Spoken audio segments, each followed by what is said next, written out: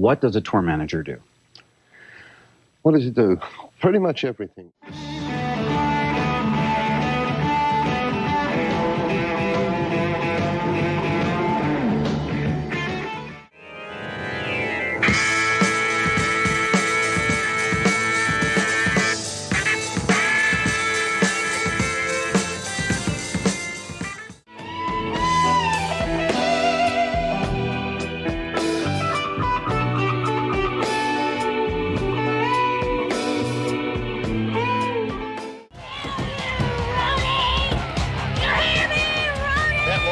I'm some guy named Rowdies.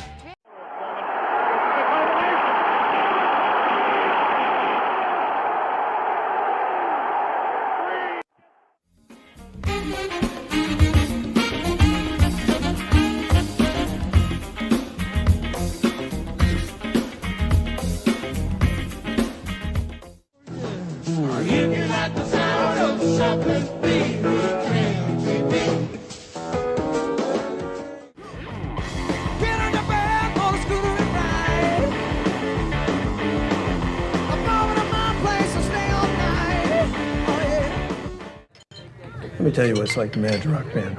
We're driving all over, hell and creation. City to city, roadies and crew, the whole nine. And not one person, not one, ever asks how we're always stocked up on gas.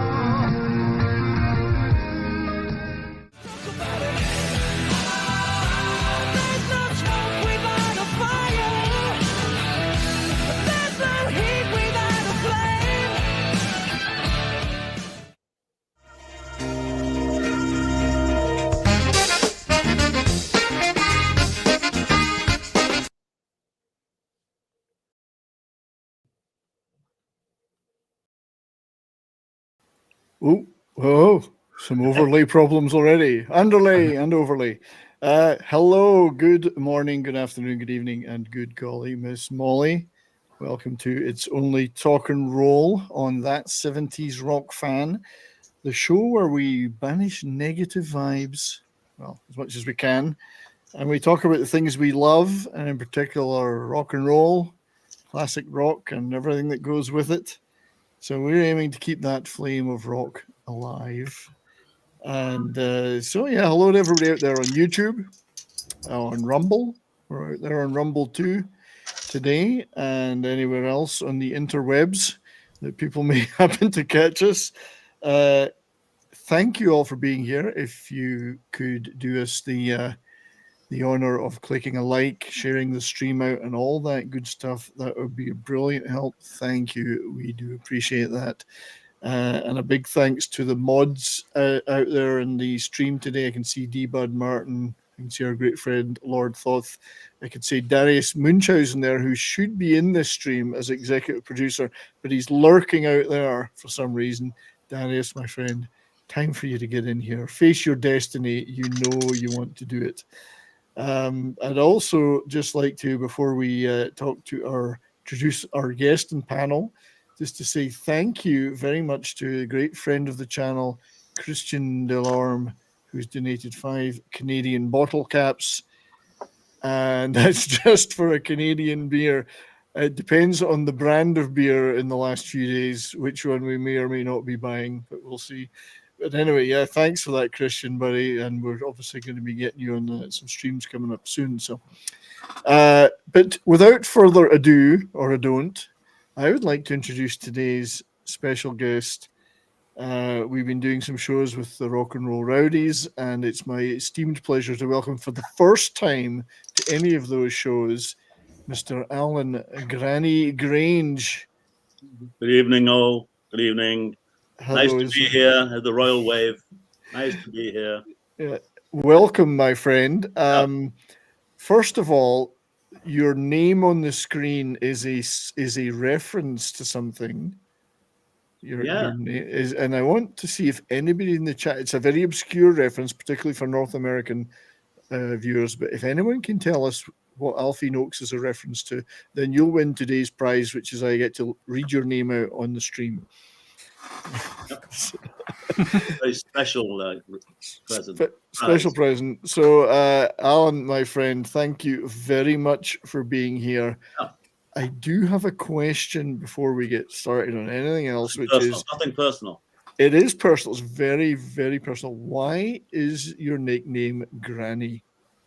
It's very simple. The first 4 letters of my last name, Gran.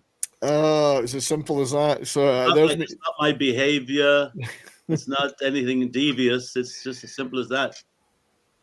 How devious could a granny be? I know a few. I could tell you about one of them I met in the south of Germany when I was with Supertramp. Well, you might as well. You can't just tease us with that. You have to continue.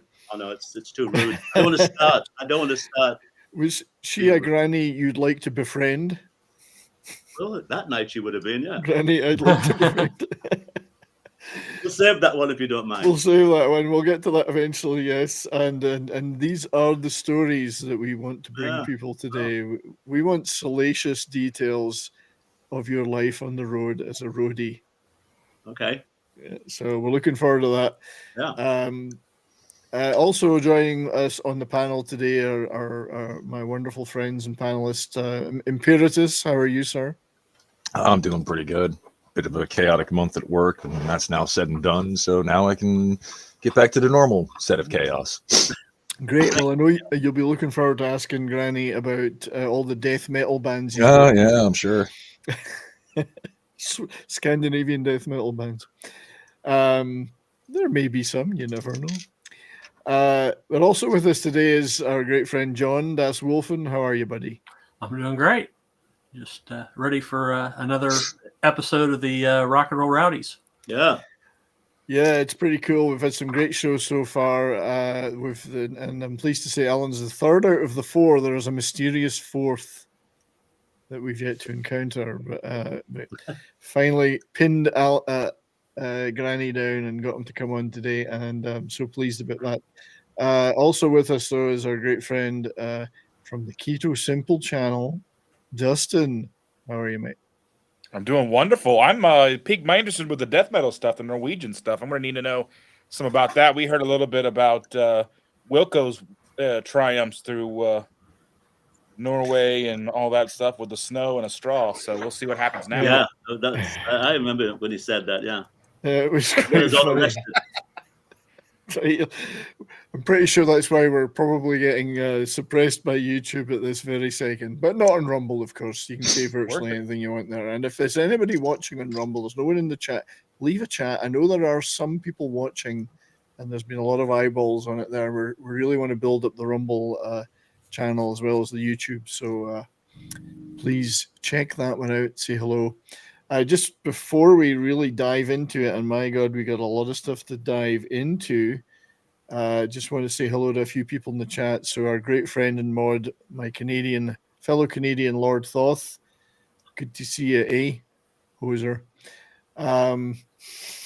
D-Bud Martin, who D-Bud also a great mod for the channel. And good to see you, mate. I know you're working, so you're going to be just listening most of the time, but thanks for being here. We have Rebel Dragon. Welcome to you. We have already talked about our great friend Christian, but we're so glad you're here, buddy. There's some guy called Keto Simple. I don't know who he is, but he's in the chat. Do you know him, Dustin? I know. I hear he's kind of a dork. He's the dork side of the internet. Our great friend Davina Duckworth. Always awesome to see you, Davina. Scrolling down, as I say, Darius Munchausen should be in this stream right now. He's avoiding us. Darius, your destiny, your destiny is to be the executive producer here. So, Joe's Atmosphere, who's not speaking because he's been too busy talking about grown men wrestling each other, slathered in oil with loincloths. Yeah, exactly.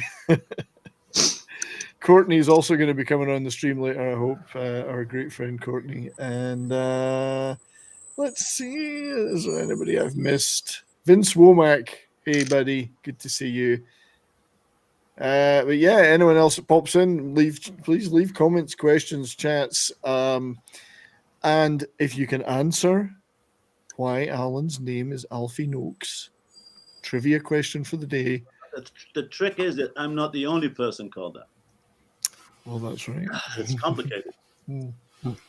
Hey, before we start, Brian, I'm not seeing the chat comments. So should I click on something? I don't want to click and turn it on. So on the right-hand side of the screen, you probably do see a menu bar going vertically. If you click on chat, There we go. Now it's made. Okay. Yeah, I just didn't want to click on it and. No problem. And then the whole thing just goes down, and that's it. It's over. Well, that you're a roadie now. You must have experienced many last-minute, heart-stopping technical issues. Where do we begin? Yeah. Do we start in the middle or do we start at the beginning? I mean, well, we certainly want to talk about that because plenty of them. Nothing could be all plain sailing, can it? Really, it's got to be shit goes wrong. And I pulled out my day-to-day diary from 1972. That was my logo, granny with the crossbones. Purchased at Boots, I noticed. So I was reading it last night, sort of brushing up a little bit, and I was like, I can't believe how many breakdowns we had of both PAs and vehicles. It's staggering. And then you got vandalism of so-called punters on top. It was just and we're going to see a few pictures coming up of some of the vans. We could generously call them vans that you were working with in those days. I started out working for a group, and then when we got to London, there were bands. Yes, exactly. Yeah, they became a band when they moved to London. They were just a group before that. Something like that. So, I believe you sent me a lot of pictures, mate, and I really appreciate it. And this is the again we've been with you guys. We've been saying this is the dangers of rock and roll. Right hand side, clean cut young man, nicely dressed.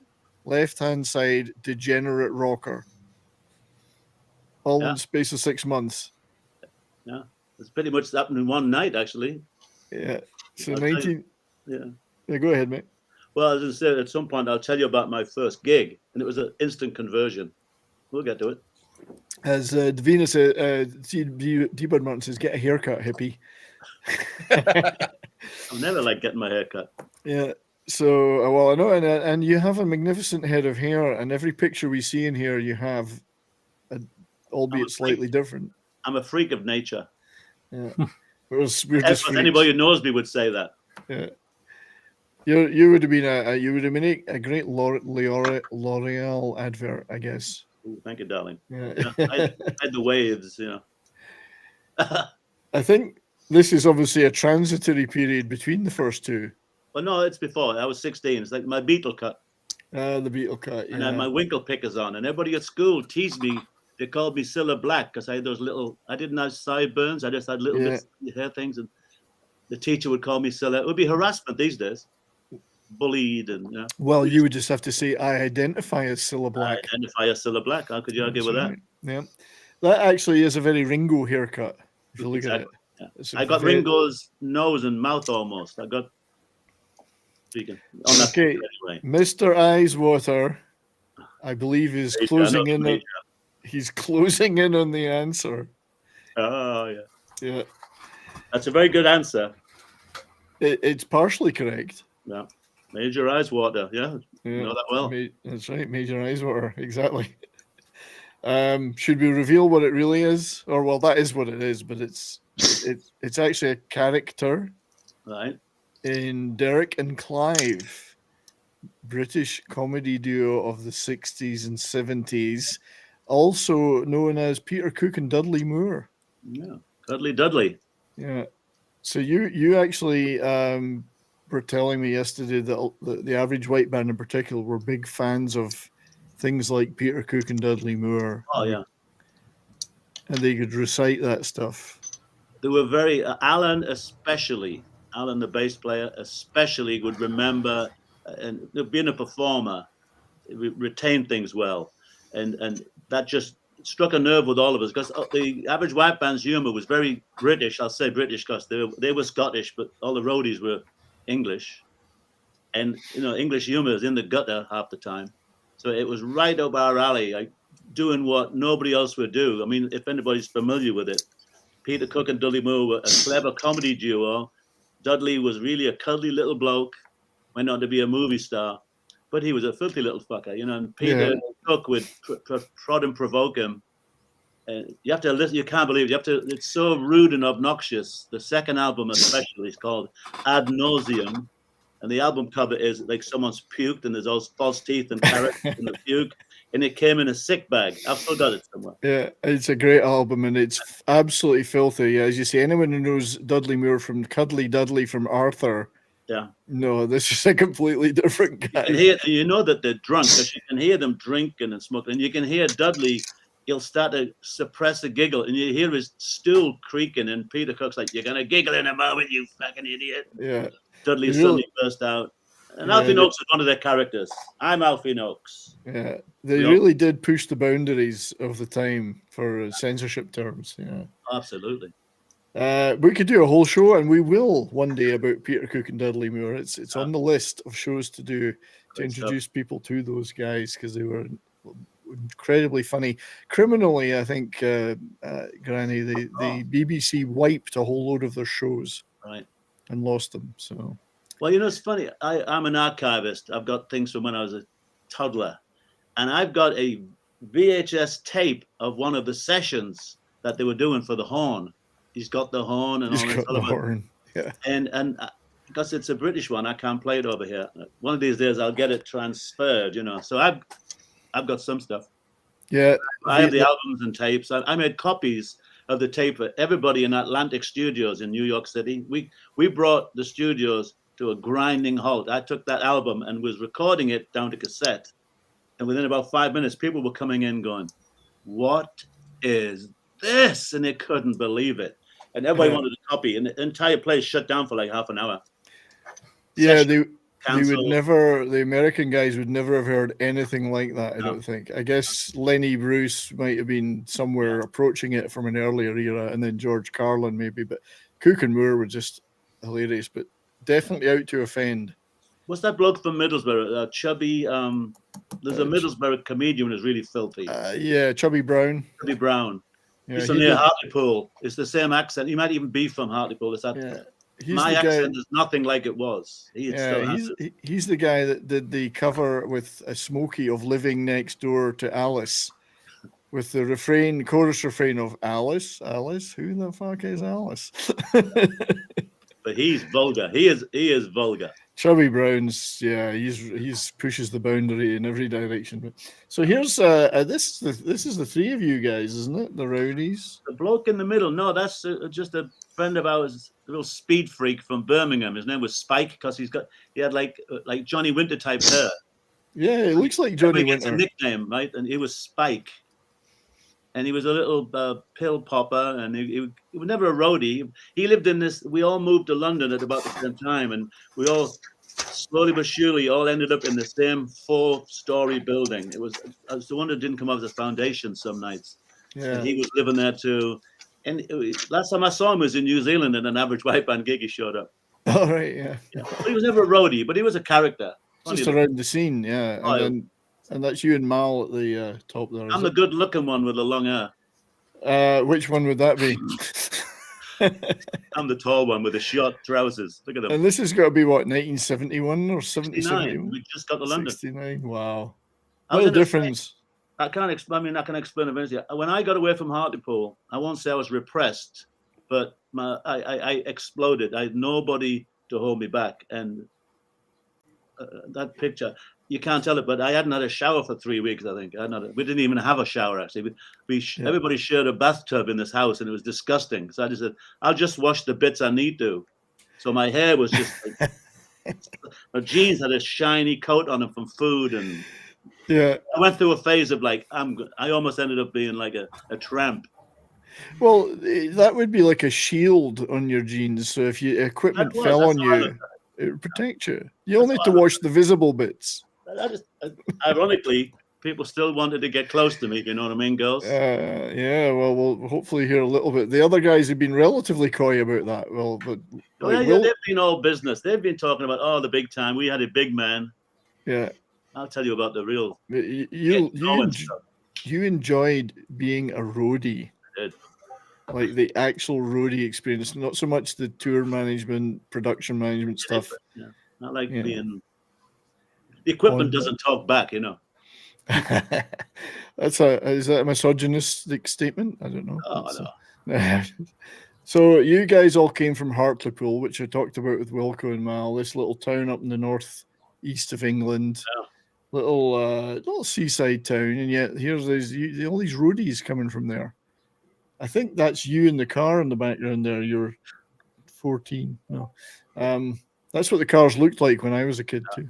Yeah.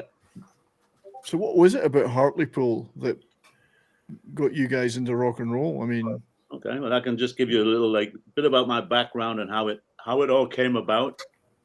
I mean, there's two towns. Hartlepool used to be two separate towns, and whenever you got that, you get rivalries. So Mal and myself, we're from the ancient borough of Hartlepool, which is a little peninsula. Yes. Yeah, but we've got more pedigree, you know. So Wilco was not just from West Hartlepool, which was the new upstart. It was the Victorian era with railways and docks being built. He lived so far out of town near the steelworks. At the time, it was in a remote area. They said you might as well be in Wagga Wagga. Right. His neighborhood was called Wagga, and like Australia.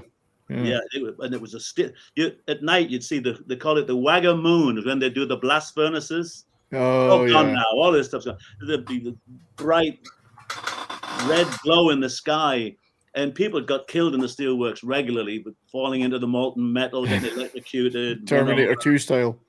Yeah. I mean, in Glasgow and Scotland's got its own stories too. I always had the impression that it was like a seaside town, but it had all that industry too. The old town has a beautiful old little beach with the original town wall from the 1200s, and the new church is from 1109. The original church got burnt down by the Danes in 600 and something. So it's got a real strong history. I'm not saying that I've got any of that pedigree, but that's where me and Mal were born.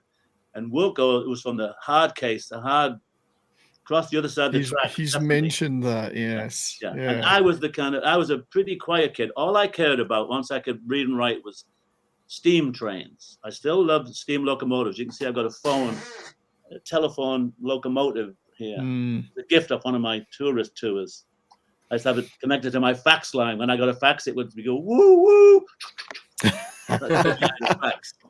You know, I think, Alan, we should be just forget about the music. Let's just talk trains today and see what Wilco thinks of that. Right, we should just do that, just to piss him off. Yeah.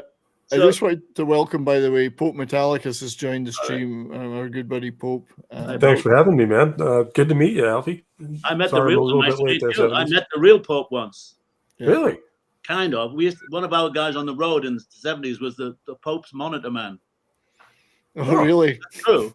He had a stack. The Pope who did the first tours, he was the monitor man. Did he have a backdrop? Like Marshall stack? I'm sure he came with all the candelabras and candlesticks. Yeah. So yeah. And then on my second life, I took people for an audience with the Pope. There's a story in that, but that's not rock and roll. Still interesting, though. It's interesting, yeah. So would the Pope's backdrop, I always imagine, would be a set of Marshall amps and a stack, but a cross in the shape of a cross. In the form of a crucifix. That would make sense, wouldn't it? Yeah, so I just wanted to say that we've actually made the front page in the Music tab on Rumble today, so that's something. Oh, there you go. Check out. Yeah. So we're getting off target a little bit, but that's what happens. It does. Well, we want to make sure you get the chance to talk about your stories, but we'll go back to the mean streets of Hartlepool. What kind of music did you get into? I mean, when did you start really getting into music as a kid? Probably 1960. My dad was, I won't say he's a weirdo. He loved music, but we never had a record player. He never played music in the house, but he was always saying he was a singer. So that's the nearest we got to real music. My mother had a little upright piano, and she might occasionally do some all out the barrel kind of stuff. Yeah. But there wasn't a lot of radio to listen to, before like mid 60s. So my older brother, he had a mate who looked just like Roy Orbison, the hair and the shape, and he had a little portable record player. So we would like listen to records. So Roy Orbison and primitive, like 60s music was really pap, like solo singers and orchestrations. Cliff Richard and the like. Yeah. Well, Cliff Richard was at least young. Yeah. So it was, and anything that we did come on, my dad would say, turn that bloody thing off. So you could maybe, I at one point got a little transistor radio with an earpiece.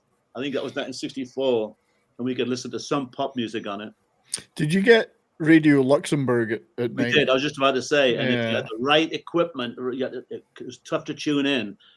You had to sometimes get It was long wave. Yeah, and it wasn't always down. So there was very little input. And then we had a youth club around the corner, and if anybody had a record, we'd go in and play it. I remember when the Beatles records came out, you'd see kids streaming into the youth club because that was the only record player in the estate. People literally didn't spend money on anything but except the necessities, It wasn't. We moved out of a tenement in the old Hartlepool up to a brand new estate, really soulless, typical council estate, and there was nothing to do there. So we used to get our music from friends, a little bit on the radio, and I think it was probably Ready, Steady, Go. And there was some early TV shows, the 6-5 Special, Ready, Steady, Go. Yeah, 6-5 Special was one of the first ones, I think. Ready, Steady, Go. There was another one I can't remember the name of in the rock and roll era, but I think Ready, Steady, Go, and then there was an equivalent on night coming. Thank You, Lucky Stars. Thank You, Lucky Stars. So you would start to see bands, and there would be groups then, I guess. Not groups, just groups. So was it like the Beatles, the Stones, kind of thing? The Beatles, of course. It was just a tidal wave, because the Beatles. I was 13.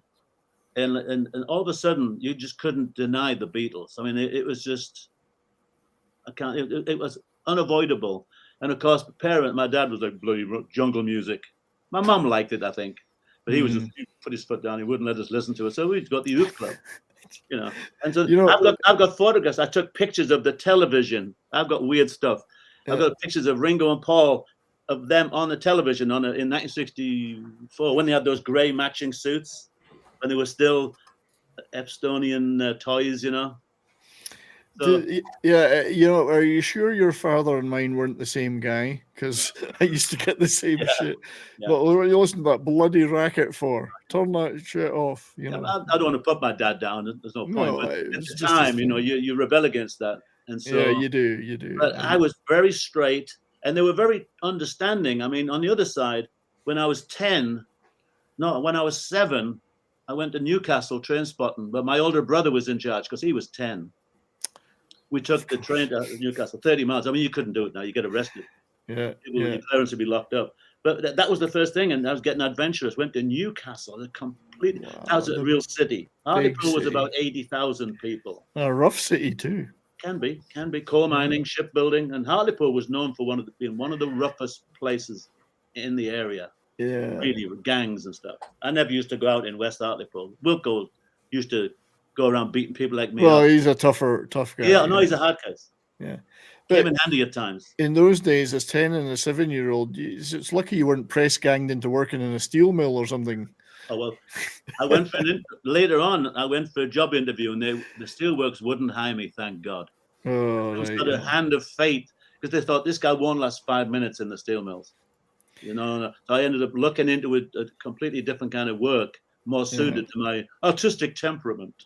Indeed, and so you were definitely into music, and I know you did start to go to gigs. I mean, some of them might have been the ABC there, but you went to there's some pictures you sent me of the Yardbirds and Manfred Mann in Stockton, which is nearby, of course, Stockton-on-Tees. Yeah, and that's 19. I know. This is November the 18th, 1965. I think 65, right? Yeah. This is the theater in question, I think, ABC Stockton. Yeah, it was just your standard theater with a proscenium and stage, but they actually had their own lighting. It's a very primitive picture because it was taken with a little cheap 35 millimeter camera, but I can scan it now and bring detail out. I noticed they're showing the 10 Commandments in this picture. It was a warning to everybody: don't get into rock and roll.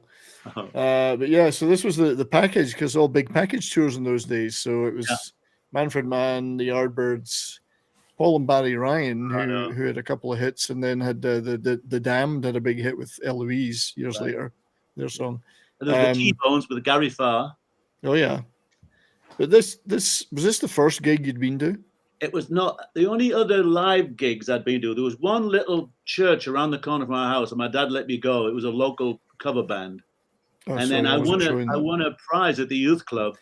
My apologies, I wasn't showing those. Sorry. There we go. Yeah, I was gonna say I wasn't seeing those things, but yeah. Sorry, yeah. That's right. I think you do a great job with all this.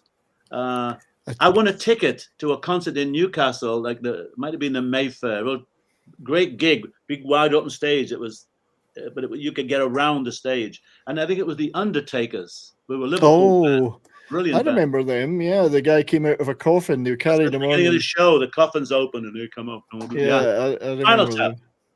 Probably Spinal Tap got the idea from it. Yeah, and I think they had some connection with another band like Slade or something eventually, but down the road maybe, yeah. Yeah, I've had experience with Slade. Oh. Well, we want to talk. See, we definitely have to talk about that, because again, Slade, one of my all-time favorite bands, and nobody in North America hardly knows them. So this was the Yardbirds on stage in Stockton. Yeah, it's Keith Relf in the center. Like I said, I'm up on the balcony with no telephoto lens, and it's amazing I've managed to get this much detail. Look at the primitive lighting. This scaffolding was up a building site, probably. I mean, was the scaffolding there just for the lighting? No, this is yes, it was. It was brought in on the. It doesn't match the different on both sides. It was just the first attempt for a tour to bring its own production. It's the first thing I'm aware of that we saw. We didn't get a lot of the bands in Hartlepool. You had to go to Middlesbrough, Stockton, and Newcastle. Sure, but there's a drum riser, and the back line was shared by everybody. And there's a Hammond organ there. So Manfred Mann would use the organ. Oh, that was here. Yeah. There was another band called the Mark Lehman Five. I think they backed anybody that didn't have their own musicians. And they did that. Jack Bruce was the bass player. Jack Bruce. Yeah. You mentioned that Jack Bruce was playing for them. This is. I have a lot more pictures. I've got about 25 photographs. So this is one of the best, because I love Jeff Beck. And so Jack Bruce ended up joining Manfred Mann for about 2 months. Yeah. Played on Pretty Flamingo, and then of course went to Cream. Right. Well, the other guys in Manfred Mann said it was really kind of embarrassing, because he was so good. He was far too good for us. Oh yeah. Talent will out. Yeah, and there's Jeff Beck with the stripy shirt on. Yeah. And at the end of the show, I mean, it was still the lingering, old-fashioned entertainment thing. They got to maybe do 3-4 songs. At the end of the whole show, all the band came out and sang a song together down the front of the stage. I've got kind of a picture of that. It's very hokey, very Tin Pan Alley-ish. Package tour. Package tours. It was. Now, at the end of the show, I remember I went walking around the back, because I had no concept whatsoever of how things worked. I wasn't even seeing these amplifiers, and I might obviously see the drums, but we walk around the back, and there's this van, and I think they left Jeff Beck's guitar on the front seat. I could have just taken it if I was that way inclined. I mean, that was very, very, very sloppy. If you were John Lennon, he would have taken it. No. John was always liberating guitars, apparently, before they were famous. So Courtney, who I still don't understand why she isn't on the stream. Hopefully she's joining us soon.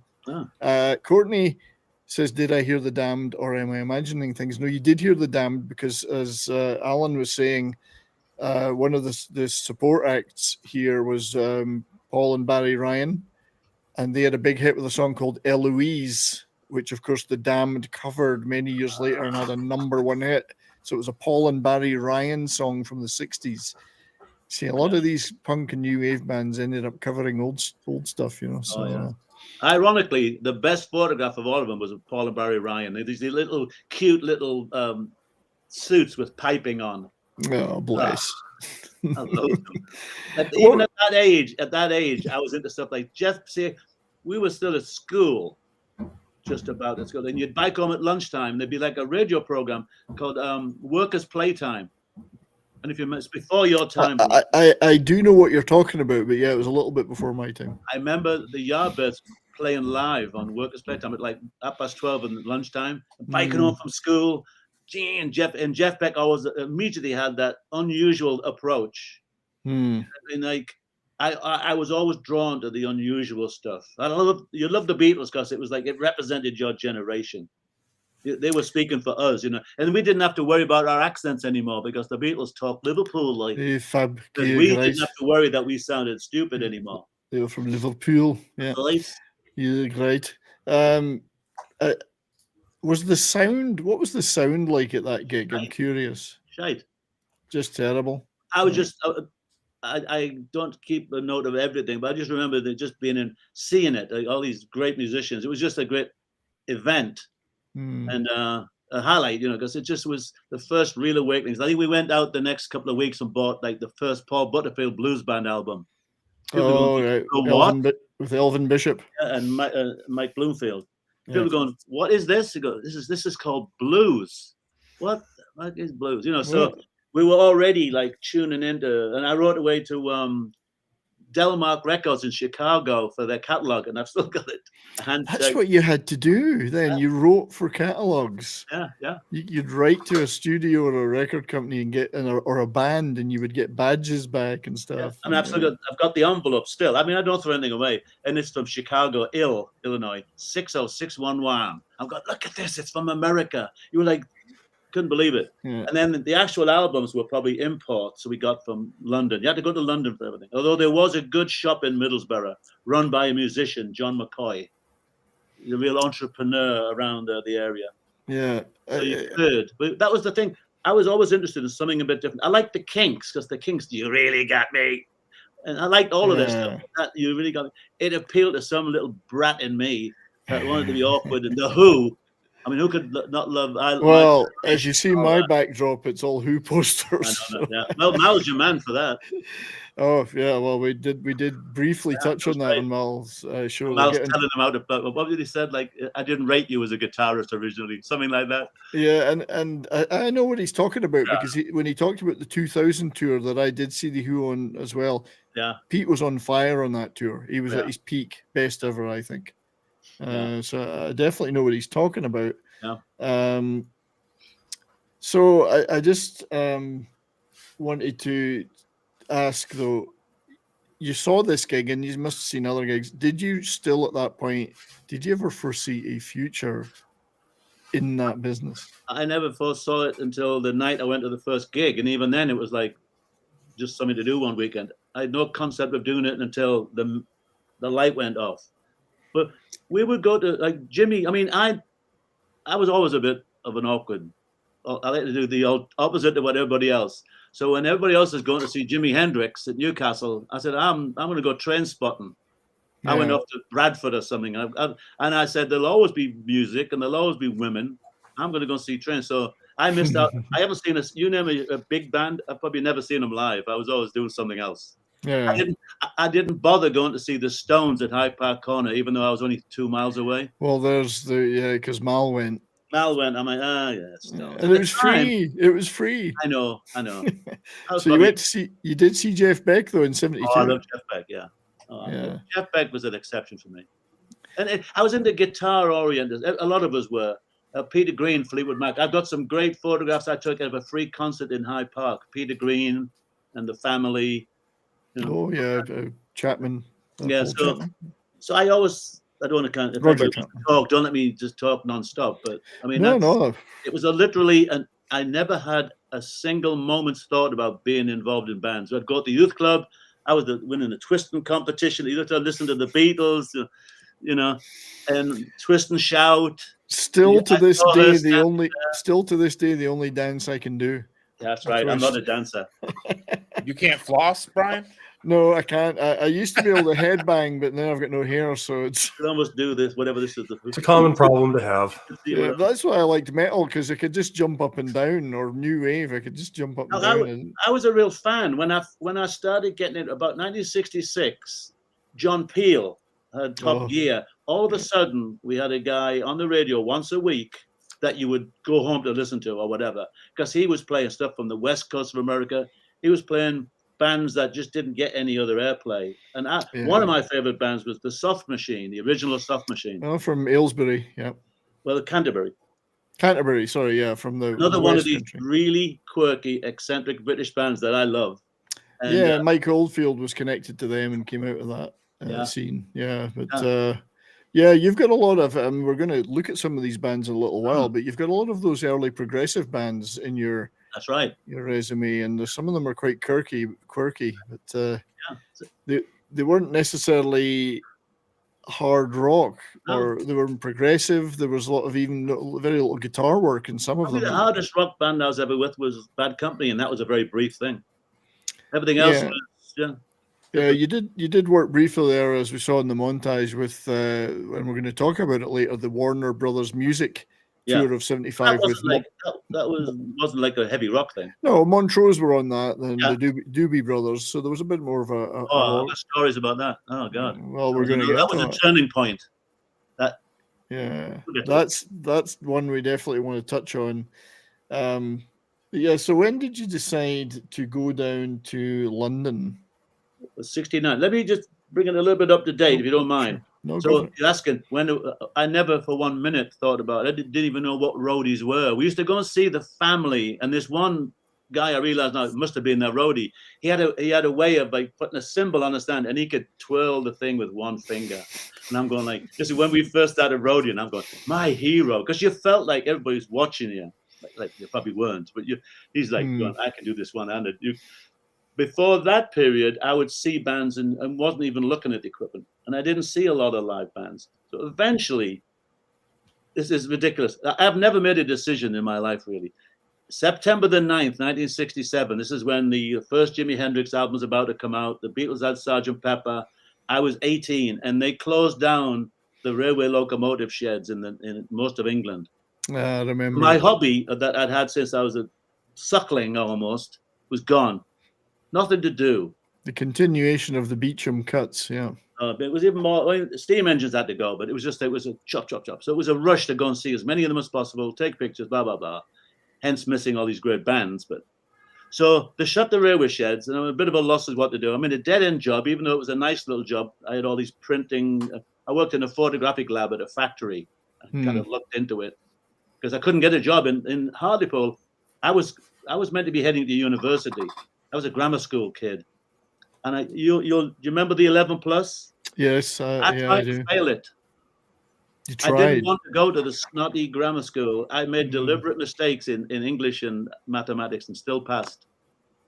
You're too clever for your own good. I didn't want to go, and so by the time I got to be 16, I was starting to not like to wear the uniform. I'd get the cane every day for being late. I was starting to really turn away from the predictable, And then I just stopped going to school because the teachers were not teaching us anything.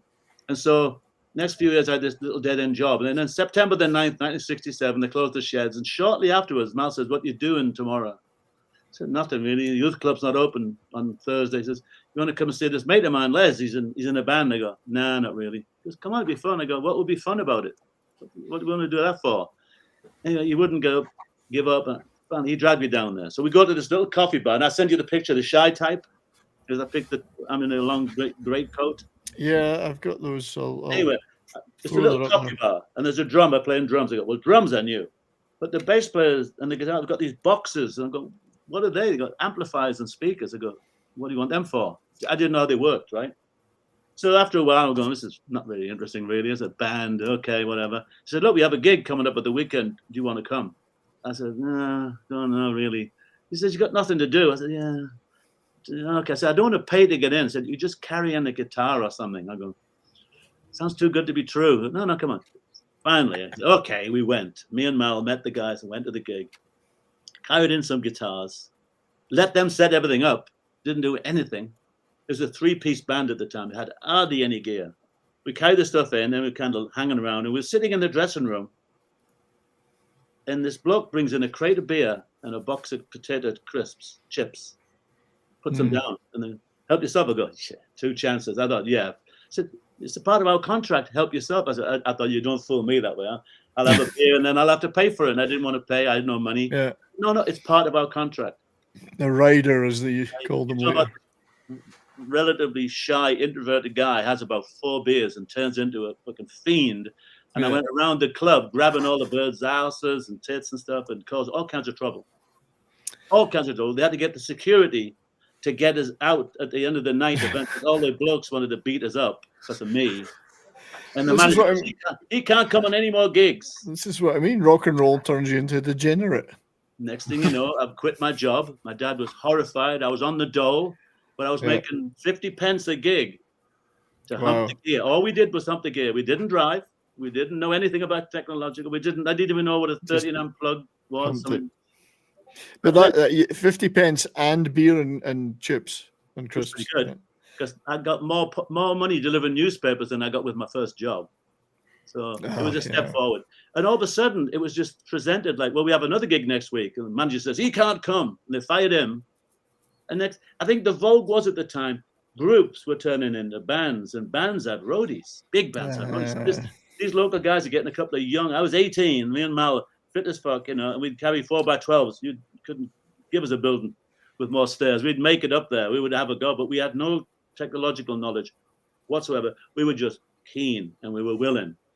And we did that for about a year, and the drummer left to join a group in London. Let's test your knowledge here, because this is a band that's got a following, a cult following, Mouseproof. Mouseproof. I don't know. Feature. Don't know if I remember Mouseproof. Yeah, who was the drummer? Artistic little trio. Jerry Fitzgerald, Scotsman, was the genius behind it. And if you go online, he has a whole lot of people worship him. Okay. And Tony got a job as the drummer. And then he said, hey, when you if you ever come to London, look me up. And next thing you know, we'd all moved to London to be abandoned roadies. Knowing nothing. It felt like something you wanted to do. You just not to lose at 18. Yeah. You think 19 maybe? So Jerry Fitzgerald and Gerald Fitzgerald, I guess, were the two guys in that two band. Irish gay guys. Yeah, exactly. So that was Bend Over and Phil McCracken. Phil McCracken, they're the Scottish. Phil McCafferty. Phil McCafferty was the Scottish way. I'd just like to you see all these old British jokes. Our great friend Christian Delorme has tipped another Canadian 5 Nuka-Cola caps, and he asked a question. Who is crazier, Jack Bruce or Ginger Baker? He's left out Keith Moon, but Ginger. I would go for Ginger. I think Ginger is insane. Yeah, he was to the end. Yeah, I didn't know him. I mean, I've heard about him. The Average White Band's manager used to work for the Cream. He was a roadie for the Cream. All right, because Jack Bruce and Ginger Baker were forever fighting. Poor Eric was in the middle the whole time. That's probably why he got into heroin, just to avoid it. And then I think the only reason people went to see Cream gigs was to see if Ginger Baker would die behind the drum kit. Like, it would actually expire behind the drum kit one night. Well, he lived forever, too. Yeah. He did actually last till he was about 80 or something. Yeah. And he always looked like he was teetering on the brink of a heart attack. Did you see that interview? A guy went all the way to South Africa to his ranch, and he punched the guy out. Punched him out, yeah. The journalist out, yeah. He was always good with the PR, Ginger. No such thing as bad publicity. That's right, yeah. So I'd like to thank our good friend Christian for that, and I have to play him a clip now for that. I got to find one. Here's the eternal deal. The vision never die, like some never-ending wheel. Let's rock and roll. Rock and roll, man. So thank you, Christian. So you went down to London. Were you working for? Now you're going to have to pronounce the band's name for me. Gnidrolog. I did eventually. I did a very good job there. Now what happened? I mean, we all moved down sort of separately, and then we gravitated towards this one area called Olympia in this one house. And the band, The Engine, was the name of the band. How appropriate! I would be a roadie for a band called The Engine. So they had a manager that paid their expenses, and they would feed us on the quiet on the expenses, and they got their apartment, their little flat paid. And then I was getting jobs. When I got to London, by this time we'd had just over a year of gigging, and we did a lot of gigs in the Northeast, and we started to take an interest. Like, what does this do? What does that do? We learned this is the Engine. The Engine. It's the local band, 4-piece guitar, bass, drums, and a guitarist with tight trousers. You know, that's the fourth guy we're trying to find. He turned into a roadie in the end. All right. But we came to London, and I said, you know what? I'm going to give this a go. I thought, well, roadies have to drive. So I started thinking of the things you needed to do I'd read about Rowdies in the Musical Express, and some of these guys were legendary before we even started. Baz, who just died, Baz Ward was legendary, and there was all these established guys, a little bit older than us. And so I thought, well, I'm gonna have to learn to drive. So I was getting driving jobs to learn driving experience. And one of the jobs was for a little boutique on Bond Street in London, very fancy. A little boutique called Mother Wouldn't Like It. Right up my see it sounds again. It was Mother, just Mother wouldn't like what? What wouldn't she so like? the fashion, the clothing. If you look at it online now, it's something about tattoos, but it's a different company. Yeah. I Well, got that job because I was looking for driving jobs, and I was going to the Hammersmith unemployment place, the labor place, whatever. And the guy that was there, I had long hair by then, not hair. He says, "You should get your hair cut and find Jesus." I said, well, if Jesus will give me a driving job, I will. So in the end, I refused to see this guy because I wanted to work, and he was just pulling my chain to sit in America. And then this woman says, "Can I help you?" I said, "He won't give me a driving job." So we have plenty of driving jobs. He give me this little slip of paper. So I borrowed some clothes of Spike, the skinny guy in the middle. Oh yeah. They couldn't have fitted me because look, I'm twice as tall as him. Joke. And he lent me some clothes to go for the interview. And I get to the interview, and it was a little bit hoity-toity for me. I had a real working-class chip on my shoulder, very rough and ready, really rough, very self-conscious about my accent. And I knocked on the door, and I'm thinking, well, maybe I can just say I showed up. And then out of the shadows, this really flamboyant guy came sliding along on the carpet. He had on like a pirate shirt with a big billowy sleeves, rouge face like I got now. His hair was all back-combed, and he had on lace trousers and no underwear. And he came sliding along, and he just nuzzled up to my groin and wrapped his arms around my legs. "Are you my driver?" He was a lovely bloke in the end. He died, unfortunately, but he got killed on a scooter. But he was fantastic. And they had a little minivan, a tiny, little, you couldn't sit up in it. And at the end of the day, I would do deliveries to Harrods and Selfridges of these special gowns he used to make. And I refused to use the tradesman's entrance. I'd go up the front entrance. It sounds like the guy you were working for would have preferred the tradesman's entrance. I don't know. Yeah, maybe. They loved the fact that I'd get back and say, "We had another call again from Selfridges." They loved it. So I was getting all that outlet of being a rebel and being a pain in the ass, which I've always had. And so on the night time, I could take the van home. What did I do? I was with this band Armada, jazz rock kind of band. I don't even remember how I got with them. But I had a job, but I was gigging on the nights with them for nothing probably. And I would go to the house and pick up an amp and a 4x12. And I'd drive it in the little minivan across to the Café des Artistes, take it into the club. I'd go back to the next guy's bass amp and bass cabinet, drop them at the club, go for the drums, and then repeat that at the end of the night because I wanted to be a roadie. And this is what you did. You learned. You did what you had to do. And luckily, when I get to work the next day, there was nothing to do, and I could sleep it off behind all the clothing in the boutique showroom. Yeah, that's pretty cool. Just set up in the corner, and they'd wake me up when they needed me. So, so that was Armada, and then at the same time... but the London scene, I mean, you must have been hanging out in places like the Marquee and the Speakeasy and all those. Got to that, yeah. We got to that. We were with an unknown... We would be walking down the street, and you could recognize a band's van. You could tell there was a style, big padlock on the back, and we'd knock on the window, "Do you need roadies? Do you need roadies?" And they'd look at us like, "I'll let you know, man." They were like... They were out in vans hunting roadies. Yeah, right. They'd be at the traffic light. We'd be knocking on the window. "Do you need somebody?" Because we just wanted to do it. Yeah. And then Those rascally Rowdies. Rascally Rowdies. This is a band you worked with later. That's the Marquee, I think. This is backstage at the Marquee, and you worked with these guys much later, King Crimson. But that shows how tiny. That was their green room, I guess. That was the tiny space. Green room, more brown from all the vomit. But I guess you would have seen a lot of this in the day. We did loads of gigs there, but we were with bands that were starting out too.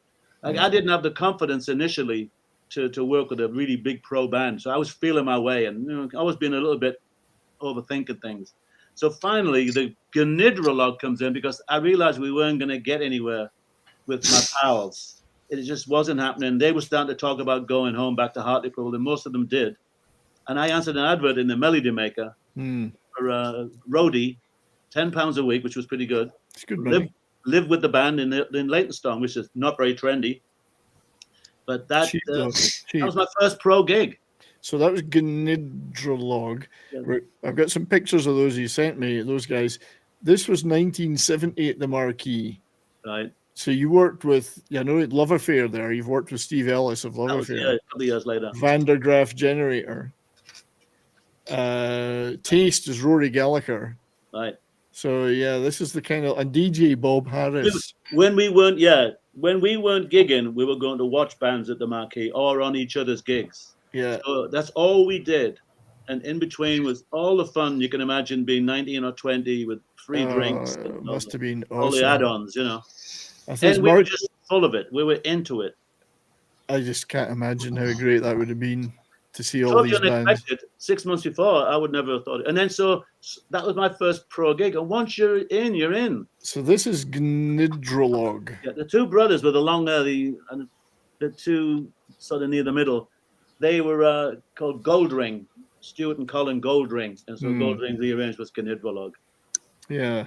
They were a quirky little prog rock band. The drummer played oboe and flute. Which is pretty tricky when you're drumming. That's right, very hard to do. Yeah. They should have had a Bob Dylan harmonica rack. No, but I mean, An that oboe attracted me. rack, an oboe recorder, and a flute. Excuse me, all over right. the sticks. Yeah, but that attracted me because it was unusual. And I worked for them. If you can read that, should I tell about that? Well, I do like this. It says, if I could just read this. Yeah. They are far from the worst band in Britain. So there's a ringing endorsement. So this one journalist with a melody maker, he picked on them. He said they were the worst band in the world, which was really not fair. If I ever see him, I'll slap him. And then this is what he wrote and said, they're not the worst band in the world. I just sat through Graaf Generator, which was my next band. Oh, right. Oh, God. I went from Gnidrolog to Graaf Generator. I mean, I was really moving on. This is your response underneath. So you're called depressing dirge and drivel. That's Graaf Generator. It was all doom and gloom and goth. So, were they aware of that advert, Graaf Generator, when you signed up to work for them? Probably. I mean, but with Gnidrolog, they were another great little working band. My second gig was the Wheelie Festival. We're talking about, I just come down from Hartlepool months before. And here I am setting the gear up there at my first pro gig. That's it. I like the smile on your face. I was so into it. I'm like, I'm doing this. I mean, I still didn't know anything about equipment. The main guy, Dick, took care of everything, and I just kind of would look and learn. We had production on this thing. We had a light show. What it was a bass with a column either side of the stage and a little rotating color wheel. Oh, so you get that with a couple of joysticks burning. It was, really production. Yeah, these guys were a progressive rock band, really. I've got a picture of one of their albums coming up. This is them gigging. No, this is my first ever gig. Yeah. This is the night I got drunk and caused trouble. That's the drummer's got face paint on. So all of a sudden I'm in this world of theatrics, and that's the guitarist who's looking at me smashing his guitar. Yeah. That was our first night I ever went to a gig. But the drummer doesn't seem to be doing much, just standing there. He's a performance artist. Yeah. And that's in Hartlepool. Yeah, that's the first rehearsal. Yeah. Yeah. Now, is this was in London or Hartlepool? That's Hartlepool. No, that's Hartlepool. 2 or 3 were Hartlepool.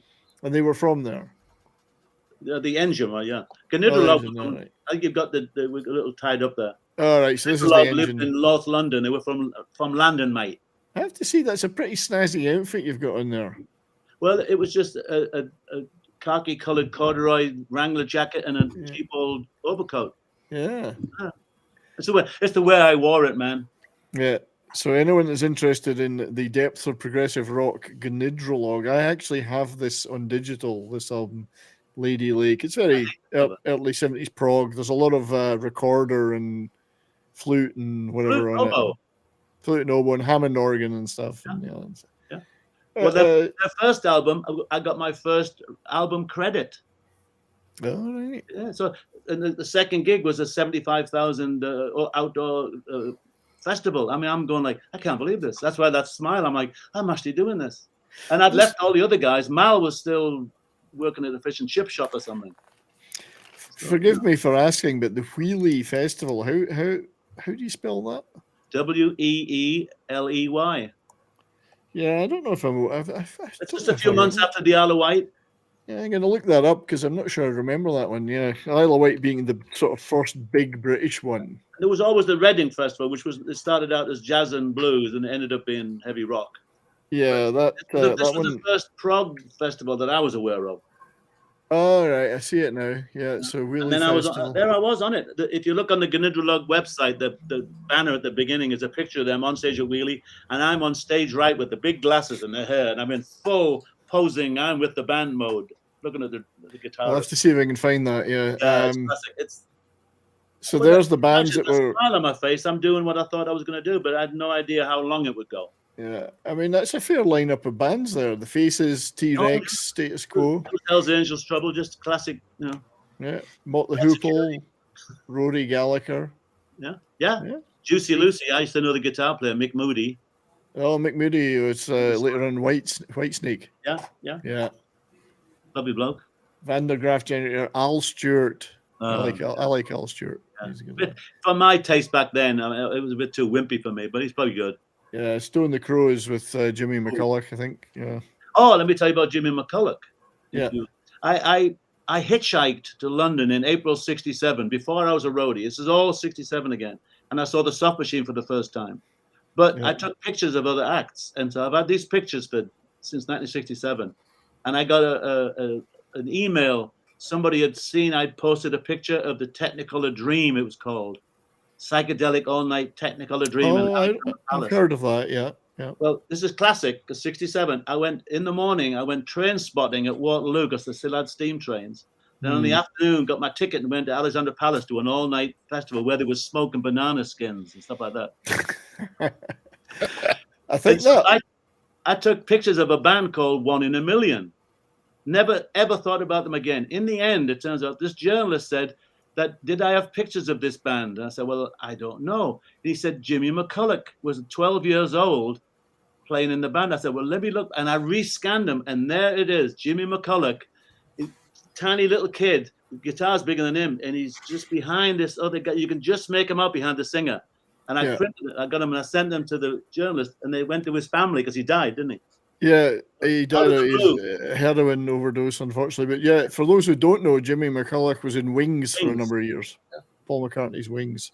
But this negative sat in my cupboards for 50 years, and all of a sudden, I said to this journalist, send me an album or something where I can see your picture. And I recognized the bass player had this particular haircut, was the same as the guy, and then I enlarged it. There's Jimmy McCulloch. So that got to the family 50 years later. That's pretty amazing. That's nice. I bet they were glad about that. He was a lovely little guy, but succumbed to the substances, unfortunately.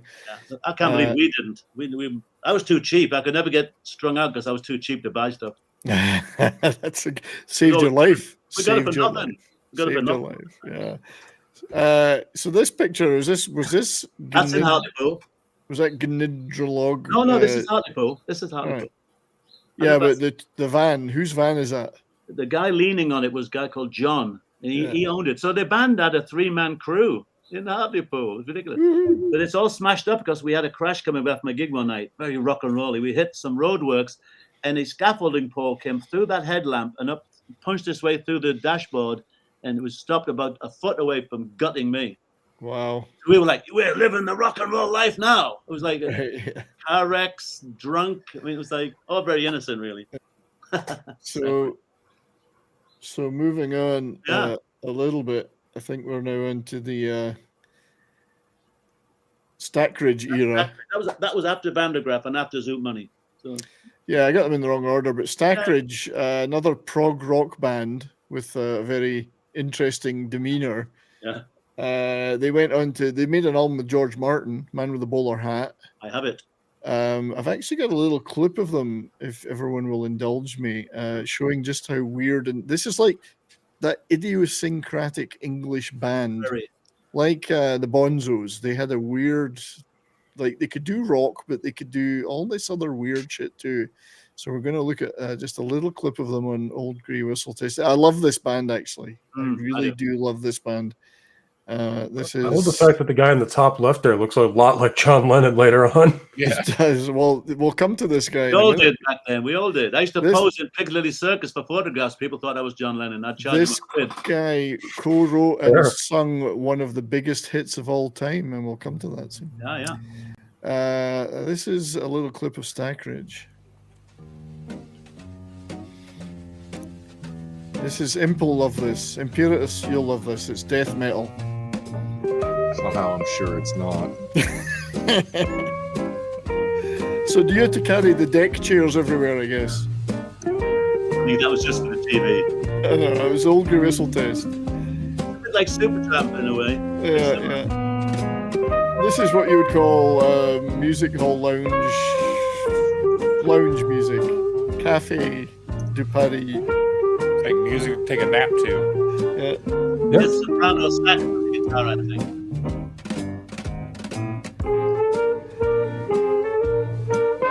That one's called Dancing on Air. That's they did do some rock stuff as well, but that one is I just like that. It's hilarious. And Did as you I ever say, see them live, Brian? No, I to my eternal regret, I've never seen them live. But they did later on go on to, well, there's a great poster of them. Oh, yeah. Aylesbury, which is where the Soft Machine are from, of course. No, they're from Canterbury. They had to You keep telling me that, and I'm wrong all the time. Oh, sorry. You're getting yeah, I'm always wrong about that one. It's weird. Who was from Aylesbury? Hatfield in the north, maybe. That's it. Yeah, Stackridge. I love this poster, hand drawn stuff. They went on. That's the album they did with George Martin. Great cover. It's a great cover. Yeah, Man with the Bowler Hat. Quite a big hit. It's quite a cult album. But they later on became these guys. Yeah. The Corgis, and Everybody's Got to Learn Sometime, which of course has been covered by people like Beck and has been a huge hit all over the world multiple times. That's the two of the guys from Stackridge reinvented themselves. So You're on about their English eccentricities. The violin player is the guy with the big black beard on the picture. Yeah. Every show he would sing "The Laughing Policeman." Do you remember that song? yeah, On Saturday mornings. I mean, it was insane. Yeah, and then another guy sang this steam radio one in a Yorkshire accent or something. Yeah. And, Yeah. They were really fun. They were from Somerset, which is the west of England, a bit like the Hillbillies. yeah. It sounded like hillbillies. Well, a lovely little band for those into progressive rock. There's some beautiful albums, very idiosyncratic, and then they morphed into the Corgis and had some big pop hits. Reinvented themselves, which I always think is a neat thing, you know. Yeah. So you also worked like Wilco and Mal. You all worked with Vinegar Joe and Robert Palmer, I believe. So Oh yeah. Well, when we had nights off, we'd work with each other. yeah, The band didn't know which of us was actually employed. yeah. Did you do the Scandinavian tour that Wilco? I'm glad to say I didn't. I was doing sensible stuff then. Yeah, Wilco goes with a T-shirt, and you know. I mean, Wilco's 3 years younger than us. So when I moved to London, he was like 16, and he came Yeah. down shortly after. So it was, to us, he was still a kid, and he was like working in a supermarket. He never ever contemplated being a roadie. He just come down to hang out with us. So he was a bit of a, he's a bit of a character, and he just was following the scene. That's me. But he had no thought whatsoever. He just came along on gigs because it was free drinks and carry on and loads of old boilers. It just was. Yeah, and for it's an old boiler would be not a device to heat your house with, but perhaps a lady that may be on the scene. See, Wilco claims there was no such things as groupies we just didn't call them that. No, they didn't call them that. They still existed. Oh God. Yeah, I mean, I don't know. I don't know the bigger bands. I mean, there's always they attract that kind of the kind of bands I was with. You're lucky to get a really good-looking woman coming to the gigs. I work with all these wacky bands that didn't have a lot of sex appeal. So yeah, so there's always people interested in the artistic side of things. Indeed. Just going back to the comments about the Stackridge, too fast and loud. That devil noise. That's devil noise. Too aggressive for modern audiences. Yeah. Yeah. But it takes all sorts. Doesn't all have to be full on Iggy and the Stooges. It can be. Yeah. That was the fun of it. We would see a different kind of band every night. every night was something different. It was exploding. The whole scene, art, fashion, and music. It was just nonstop. You worked with these guys, or one of them, Steve Ellis of the Love Affair. Right. We had a big hit with Everlasting Love, and I think you did a tour with him and a guy called Zoot Money. Zoot Money, yeah. Who hit with a song called Big Time Operator. That's right. Zoot Money. This is a great picture. This is outside the Marquee, I think, in Wardour Street. Zoot Money is the guy on the right, and next to him, the little guy is Andy Summers of the Police. Yeah. That's the Flamingo all-night club. We used to do the Flamingo. It went from being a really sort of hip jazz hangout to the all-night speed freak place. We did all-night gigs there with Hawkwind and people like that. Oh God, that must have been something. It became the temple. Were you actually working with Hawkwind, or were you just at the gigs? Oh, they would be on the same. We'd cross some paths all the time, Lemmy and all that. So it was an all-night gig in the West End of London, right next to Chinatown. It was filthy and fantastic. We would just do any gig that was presented to us. Yeah, I just like the little Andy Summers there. You can see how small he is. Oh, yeah. Yeah. Way back in the 60s. So any memories of Lemmy that you can recall? And specifically? Well, Wilco was more in contact with him. He was always the same, his nickname. You know, he got that name, Lemmy. Lemmy a fiver. Written for a postal order, something like that. That's right. The only man to be thrown out of a band for taking the wrong type of drugs. That's right. Yep. Yeah, I did have a lot of contact with him, but he was always around. It's like us lot. People go, we don't know who those guys are, but they're always around. We were really loud and obnoxious, especially me and Wilco. That's where the Rowdies thing is. We were just boisterous. So yeah, I mean, you'd be hanging out. I mean, Wilco's mentioned it, hanging out with guys like Phil Lynott and guys like that, and Brian Johnston. Yeah. I guess they were all. Was it a fairly tight scene then? It was incredible. Yeah, I mean, if you take the tube down the West End, none of this drinking and driving stuff. There was the Marquee, the Speakeasy, the Ship Inn. There was all kinds of clubs and jazz music. Everything you could want was going on, all within a very small area. And you could, everywhere you went, you were just hearing something or seeing something new. And like I keep saying, we were just at that age. It was all like, what have we got to lose? I was never thinking about doing this for 30 years. And everything was just progression, all the little things. Like the Gnidulog gig seems like nothing, but it was a big step at the time. Leaving all my mates, going across the other side of London. And I was really intimidated by the roadie, Dick, who ended up running a big international lighting production company, I found out years later. All right. Well, based in Britain or based in the US? This is a British company, but I saw him in the States once. But, I mean, I'm a big guy. I tend to forget I'm about 6 feet tall. But I never feel myself that way. And I was very intimidated. If I could borrow the van, I was terrified I might scrape it. But it was gigging. And eventually we were doing gigs all over the country. And I said, do you think we're going to do anything in Europe? Well, nothing booked. And I wanted to go to Europe. So my third gig with Graaf Generator was in Milan. All right. Well, and that's the tour that they broke up on, they said afterwards. Yeah, that was probably my fault. We'll definitely touch on Van de Graaf because I think they're a very interesting band. But this was with Wishbone Ash. Wishbone Ash, yeah. Mal is got. I think Mal's winning the Battle of the Bulge. Yeah. Oh no, I think your shorts are shorter though. Yeah, I think mine might be shorter. Yeah. No wonder the ladies couldn't resist. Those legs. And it belies. Was this in Britain or was this in Europe? This is in Antwerp, I think. I was going to say it can't be British weather. Oh no. Yeah, I mean, okay. But Mal's got on Swedish clogs, which always looks nice with black socks. Oh yeah, very trendy. Fashion guru. Yeah. Fashion guru. So you did that was with the Wishbone Ash, right? Who had their success. You did Europe with them, but did you do the US as well? Yeah, I've got a great poster. We're jumping ahead a bit to 1975. Yeah, we're skipping about a bit. But that's all right. But Mal was with Wishbone, and he said their roadie was about to leave. I mean, you just got your jobs like that. You'd be in a pub, and someone said, "You need a gig? Anybody want a gig?" And it would be literally just bumping into somebody or knowing somebody. There was no college. There was no diplomas. There was no like hiring company. There was no production services like there might be now. And so Mal just got in touch with him and says, might be needing a roadie soon. Oh, let me know. Next thing you know, I'm in Connecticut, living the rock and roll lifestyle with Wishbone.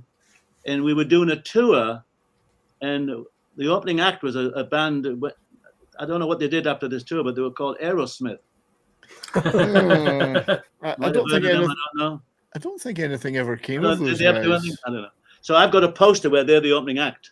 Uh, And then, because the next night we'll be in Cleveland, and they were top of the bill, and so the tour managers will be like, button chests, go, we get the big drum today, we get the big dressing room, and you're gonna sound check after us and all this crap. Yeah. And I'm just a fucking roadie. I didn't care.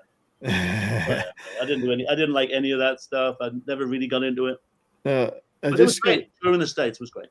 I do have a little tiny clip of Wishbone Ash from 1971. It's kind of earlier than you worked with them, but I just wanted to play it. It's a song that. We did gigs with them before we worked for them. All right, yeah. This is a song that an old grey whistle test that they would get banned for now because it's called Jailbait. I'm wondering why your face no longer shines. I'm wondering why your face no longer shines. I'm wondering why you're always on my mind. I'm still wondering, give me a little more time.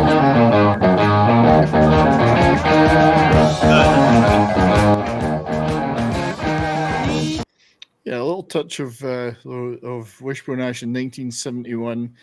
Kind of an overlooked band these days, and to some extent, they were pretty big then. I mean, big US tours, headlining. Yeah, well, the vibe was, and this is not a put down. They just thought it was just only a matter of time that it was going to happen, and for whatever reasons, it didn't. So we did a series of stuff around the States. Then we came over and did that Star Trucking tour, which was all the big festivals, all one big package tour.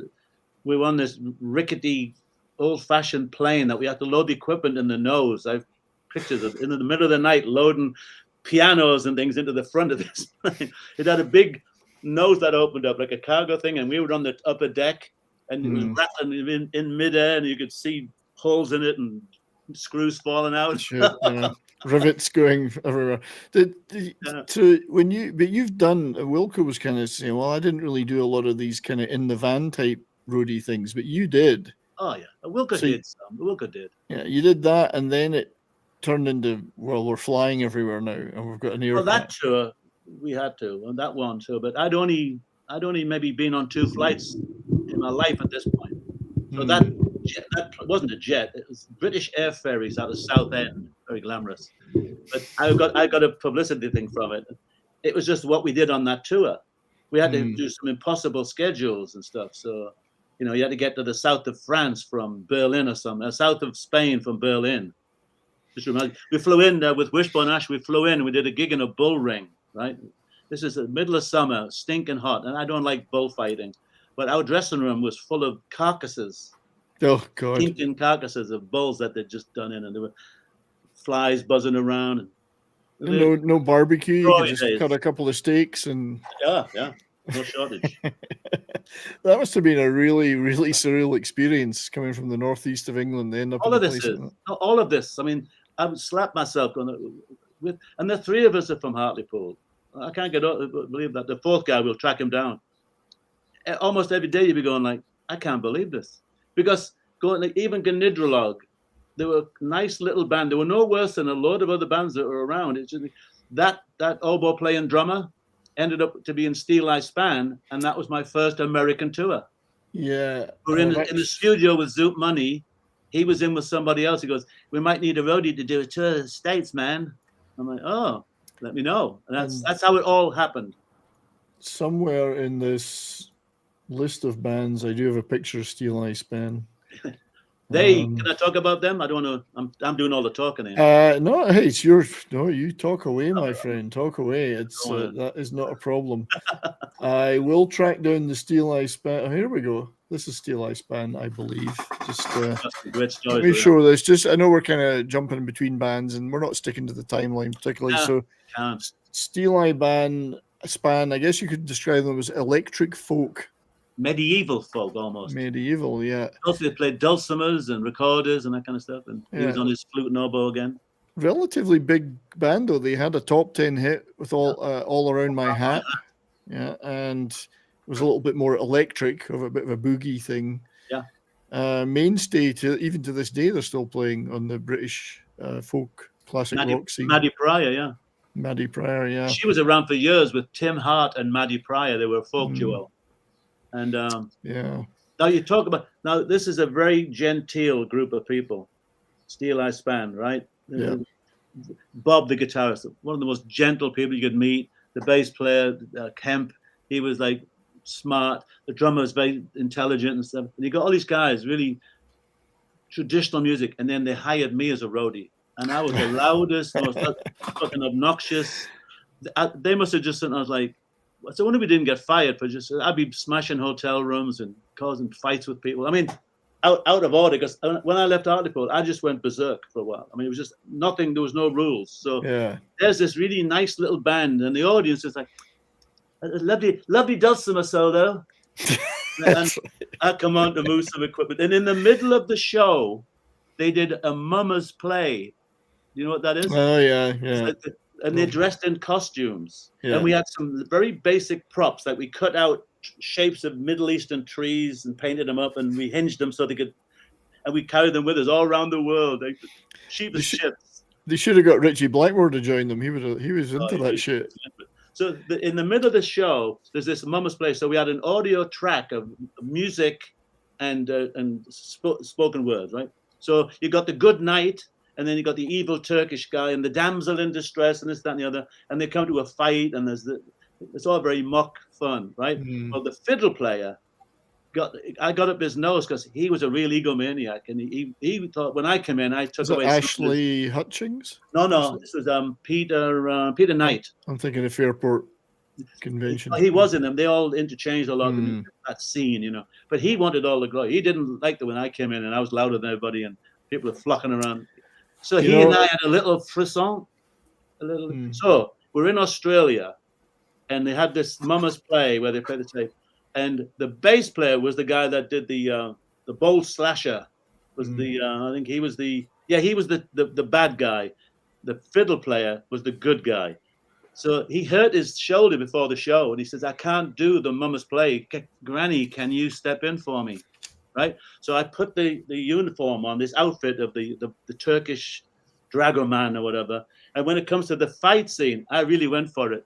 Like, normally you'd be like tap. I come up like I nearly broke his shield in half with my first blow. And he's down on one leg, go, "Fucking hell, Granny, fucking hell." And I'm like battering him. And it looks very realistic. It's all in good fun. See, Peter Knight, the fiddle player, couldn't have been very rock and roll, because if he was, he would have smashed his fiddle and set fire to it.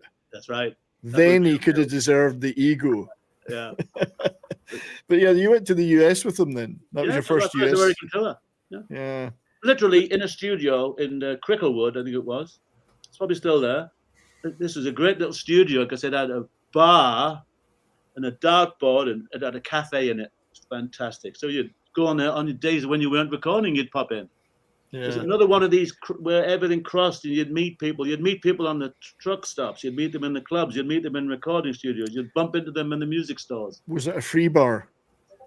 Open bar? I probably didn't pay much because it was good on the band tab, wouldn't it? Were they working with Mike Batt then? You know, Mike Vernon. Mike Vernon, because I know Mike Batt came in as a songwriter later when they got really poppy. Yeah, Mike Vernon, yeah. They got another. I think the keyboard player wasn't with them when I was with them. We're doing our sessions, playing darts, and then Nigel comes out. "Hey, good to see you. What are you doing?" He says, "Oh, we're going to America in a few weeks. We need a roadie." I go, "All right." And this band was about breaking up with Zoot. Zoot had actually just left. Yeah. So it's a shame because we had a brand new Mercedes truck, a fucking Mercedes truck, and it got trashed. Not by me. Wilco put a few dents in it, but the wear and tear. He says he's the driver. He said he was a great driver. If you ever drive a Wilco, he has a very short attention span. I mean, you don't want to really ride in a car with him. He's a taxi driver now. I can't imagine. Well, yeah. But they bought a brand new PA with monitors and everything. A lot of money went into that band, and it didn't go anywhere. It's a real shame. But by being in that studio and being with Genidrolog, I got my first American tour. So I had to get a visa. You know, getting a Did visa. you get the paper passport, or did you have the real No, one? I got it. No, I should send you my first passport picture. No, I took it all very seriously. I got my passport way in advance. I was thinking it out without really being super technical or super proficient. But I always say we were willing. No gig too far, no staircase too far. And so the bands were probably getting a very good deal, and we were willing. And at the time, there was none of this PC stuff. People just went along with a lot of it and the roughness of it. So, when a band like Steel Eye Span does a US tour in those days, this is what, 74, 73, Yeah, 74. Yeah. Did they take all their gear with them, or just the bare minimum? And you had to I'll tell you what the gear was. I can tell you. We had 3 Fender twin reverbs, for fiddle, dulcimer, and the guitarist. The bass player had a tiny little amp and cabinet, and a drum kit, and an oboe, and all the stuff was hand carried. Like although the dulcimers sometimes got checked in.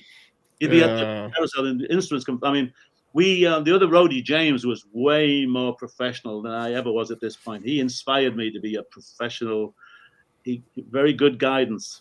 He had to come up with the idea. You know, the soft slip-on covers over an amp. Mm-hmm. We got them, and we put plywood in to cover the speakers. It was like genius. Stackers, we managed to get flight cases, but the manager said, "I'll get the cases, but I'm not going to pay for the wheels." Oh, Jesus! All right, so they would just go sliding down the stairs instead, you know. Did you put the substances in the dulcimer? They hid them in the dulcimer. It was found somewhere. We'd never travel carrying stuff. Never. No, I know. I'm just. I know. Steel Eye. I don't think Steel Eye knew what a joint was. I think that we into tea. They'd be drinking tea. I guess. Tea. Which is the ultimate. I mean, the Ruttles discovered tea, and that just changed their life. Trip to India, yeah. Yeah. Right. And they're the Ruttles.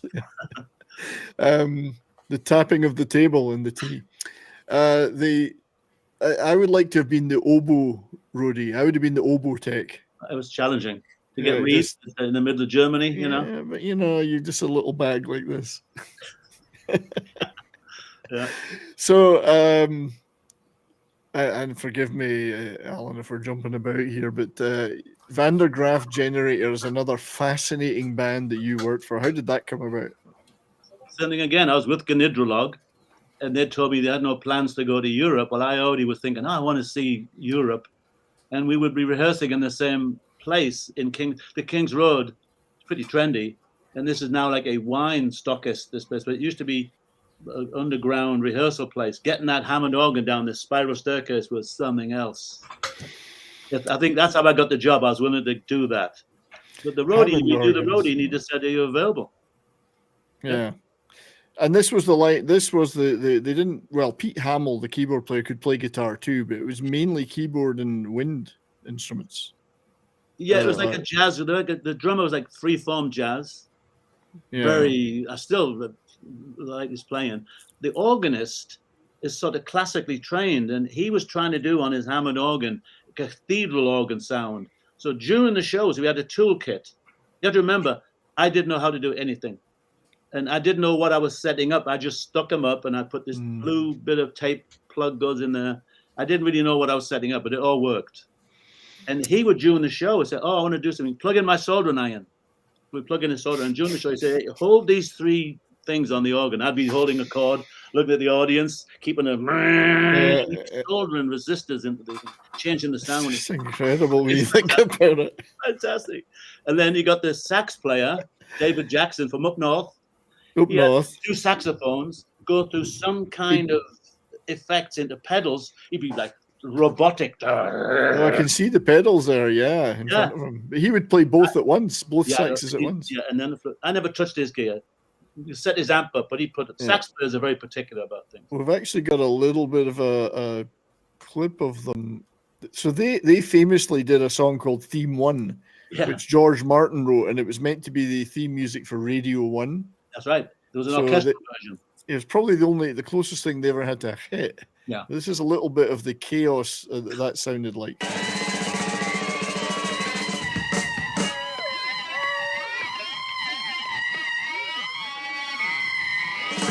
I love it. I love Progressive that. rock at its finest. You know, and I looked just like the sax player because I had long hair, glasses, and a beard and stuff. Some people thought I was him. Yeah, I do. I've always found them a bit of an acquired taste. Oh, I definitely. guess this album, Pawn Hearts, is the one I've got. I do have this album, and it's challenging. Yeah, I have another one. Yeah. There's another one. All right, hang on. Let me show you. Let me make you larger there. No, get it back up there. Get it back. Get it. I think this is like in Brussels. There's the in 1957 they had like a scientific exposition, and I think there's a building looks like this. All right, yeah. It depends which angle you look at it at. I know. Let me show you something. This was I was on that gig. That was in Belgium. That live color. That's incredible footage for 1972. That's on Belgian television, I think. Yeah. Yeah, I've got the street address and everything in my diary. But this was our itinerary. This is all we got for a 3-week tour. Oh. This was the itinerary for 3 weeks. Like every gig, every hotel, whatever. Or no. It might just say the promoter's name is Mr. So and So. Give him a call. He'll tell you the name of the gig and where the hotel and the name of where your gig is. You'd find out when you got there. 20 years later, that would be like a book this thick. Yeah, I know. I've got loads of these. Van der Graaf Generator. These two guys have put out a book about Van der Graaf. It's the book. It's like, oh wow. And there's a whole chapter, all of my stuff in there. It's cool. No, I'll have to look out for that. I'm the archivist. See, I'm the train spotter. Show that. Just throw that up again, Alan. So that's called The Hook. The book. No, the book. Sorry, it was just the glare. So it's the book. Yeah. It weighs about 2 pounds. Everything you Thumping. could want to know if you're an obsessive basement like kind of guy. Well, the Pete Hamill, I do have one of his solo albums, Nadir's Last Chance, and that's much more rock oriented, and it's pretty good. Yeah. Yeah. He could sing. He liked distortion. So we had a very primitive WEM PA. We had no mixer. We had like two columns either side. God knows what speakers were in them. And then we had 3 little WEM amps, and each amp had 2 channels. So he stacked them up. So you got 6 channels. So Peter's microphone was all full of condensation and stuff, and it was all distorted. He wouldn't let us fix it. He liked to That's like sound. for me, because I didn't want to do that stuff anyway. He'd be like, "Oh, I like the edge it gives." The mic's breaking up, and so he'd go from singing to play guitar on the next one. So you'd like plug his guitar in and take something out of that song. So you were like Juggling. Don't worry about EQ. Don't you got your volume part roadie, part switchboard operator. almost. Just juggle. And we're doing a gig in Folkestone. That's a sudden memory. Wilco was coming along on these gigs. Wilco is a hard case, right? He has love and hate on his knuckles, that kind of thing. So I'm doing this gig, and these blokes were harassing me, 4 of them. And I'm like, I'm long hair. I was like the guy, the hippie in The Young Ones. Have you ever seen that TV series? Yes. Oh man, making his lentil soup. I was a bit wimpy like that, but I was big. Neil, I think it was. Yeah. Neil. So these blokes, they give me a hard time. And I said, Wilco. He just knocked the 4 of them out. I'm just like, take care of them for me. He's a good man to have in your corner, that's for sure. So that's the kind of thing, though. That's what it was like every night. Gigs, bands breaking down, not even knowing where your gig was. That was the truck we drove all the way over Europe. So this is the Van der Graaf Generator tour. Yeah, I did a load of European stuff. See, this is what it's actually not a transit van because it's got a separate cab, isn't it? It's a transit, but it's a transit engine and body, but it's got a box. Yeah. Always a transit. Transit was the vehicle to have, You see, 2 or 3 years later, Emerson, Lake and Palmer had 3 mega trucks carrying. No. It was just changing every week. New stuff was coming out every week. New ideas and new technology. We would just work with whatever was in front of us, and maybe, like, I didn't go to trade shows. Some guys were really into the up-to-date. I just, with whatever the band has, I would work it, That must have been a lot of fun, though, touring Europe. We're getting paid to do this. Getting paid. The thing is, when I got off the ferry at France, I thought everybody in France would have like a beret and a hoop shirt and riding a bicycle with onions on it. Honestly, I got off, I'm looking for this, and it was getting clipped. Over. It looked just like England. I thought it would be accordion music and that's right, baguettes and well, did they all? No, the first thing is, though, did they all surrender to you when you got there? The French did, yeah. The French did this. And the Italians. Oh, I had a few fights with Italian fans. Well, the fans are pretty enthusiastic.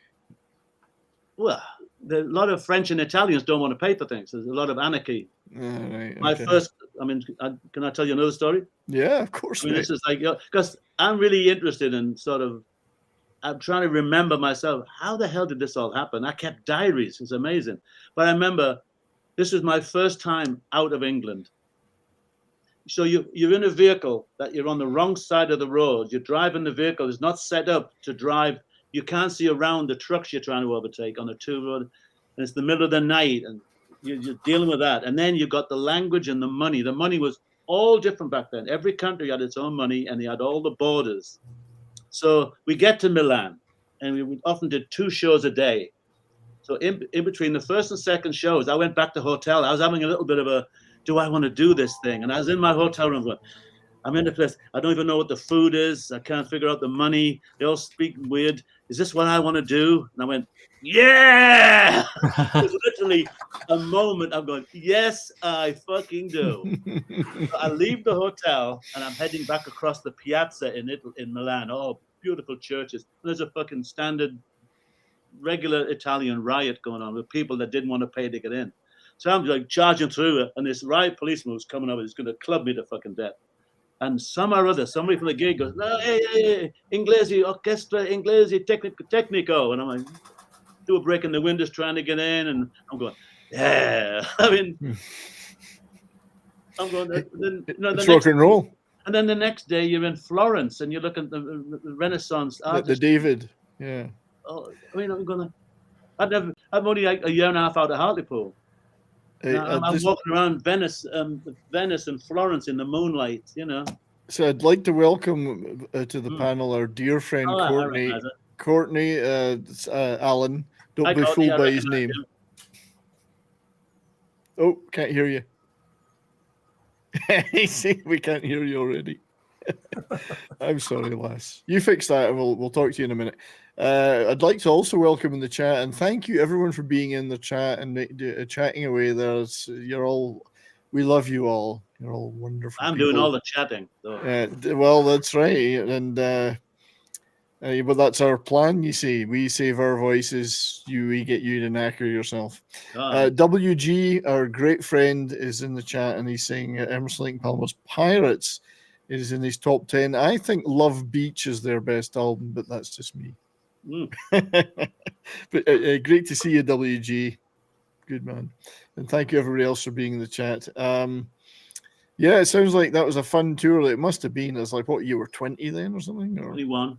21. You have to bear the guy I work with was called Gus. I sent you a picture of him and his wife by the van. Yeah, I've got it. Yeah. I'm pretty energetic, right? This guy would talk like this. Hey, Granny, do you think we should take the organ in before and I'd be going, I've already done it. He was a great guy, but he knew a bit more than me, and he carried a big copper rod. I'm like, what's the copper rod for? He goes, well, you can't rely on the ground, the earth at these places. So we'd often have to connect to a cold water pipe and drive this pipe in the ground. You never knew the voltage would fluctuate, because the voltage was 20 volts different in Europe than England. England was 240 volts. Europe is 220. So you have to remember to reset the amps and stuff. And you have to remember not to forget to reset them when you get back to England, which I regularly forgot and blow them all up. So you had to technical stuff like that. And he knew all of that. He was teaching me. Another one of these cases where I was getting paid to learn. It was fantastic. And we're driving this van up and over the Alps. It just says your first gig is in Rimini. Or you're booked on a ferry at 11 o'clock at night. We'll see you in Rimini. Now you can just, which way Where's the map? No fucking map. You're going over I'd never been in mountains in my life. Yeah. I mean, it was just unbelievable. We got there. I only ever missed one gig, and that was my mistake. We only ever missed, but nobody said anything. We did 2 nights at the Zoom Club. We missed the first night because I screwed up missing the ferry and then took the wrong road, and there was no freeways. Nobody said anything. We just did a gig the next night. Yeah. I've ever done that. So Van de Graaf, I love this headline. Van breaks I know. down. That's why I and the said it. split up. Yeah, that's a great headline. I got back. I had a bag full of money because we were getting paid. For some reason, I was handling the money. Whose idea was that? I put it all in this diary. But did you get paid in cash by the promoters? A lot of it. Oh, And there was shit. 1,500 lira to the pound. So have you ever tried counting a million of anything? Really difficult. I struggle with counting 100, mate. Right. Never And mind. if you're drunk and there's people shouting and screaming, I got back with a big bag. I probably had about 8 million lira in it. Yeah.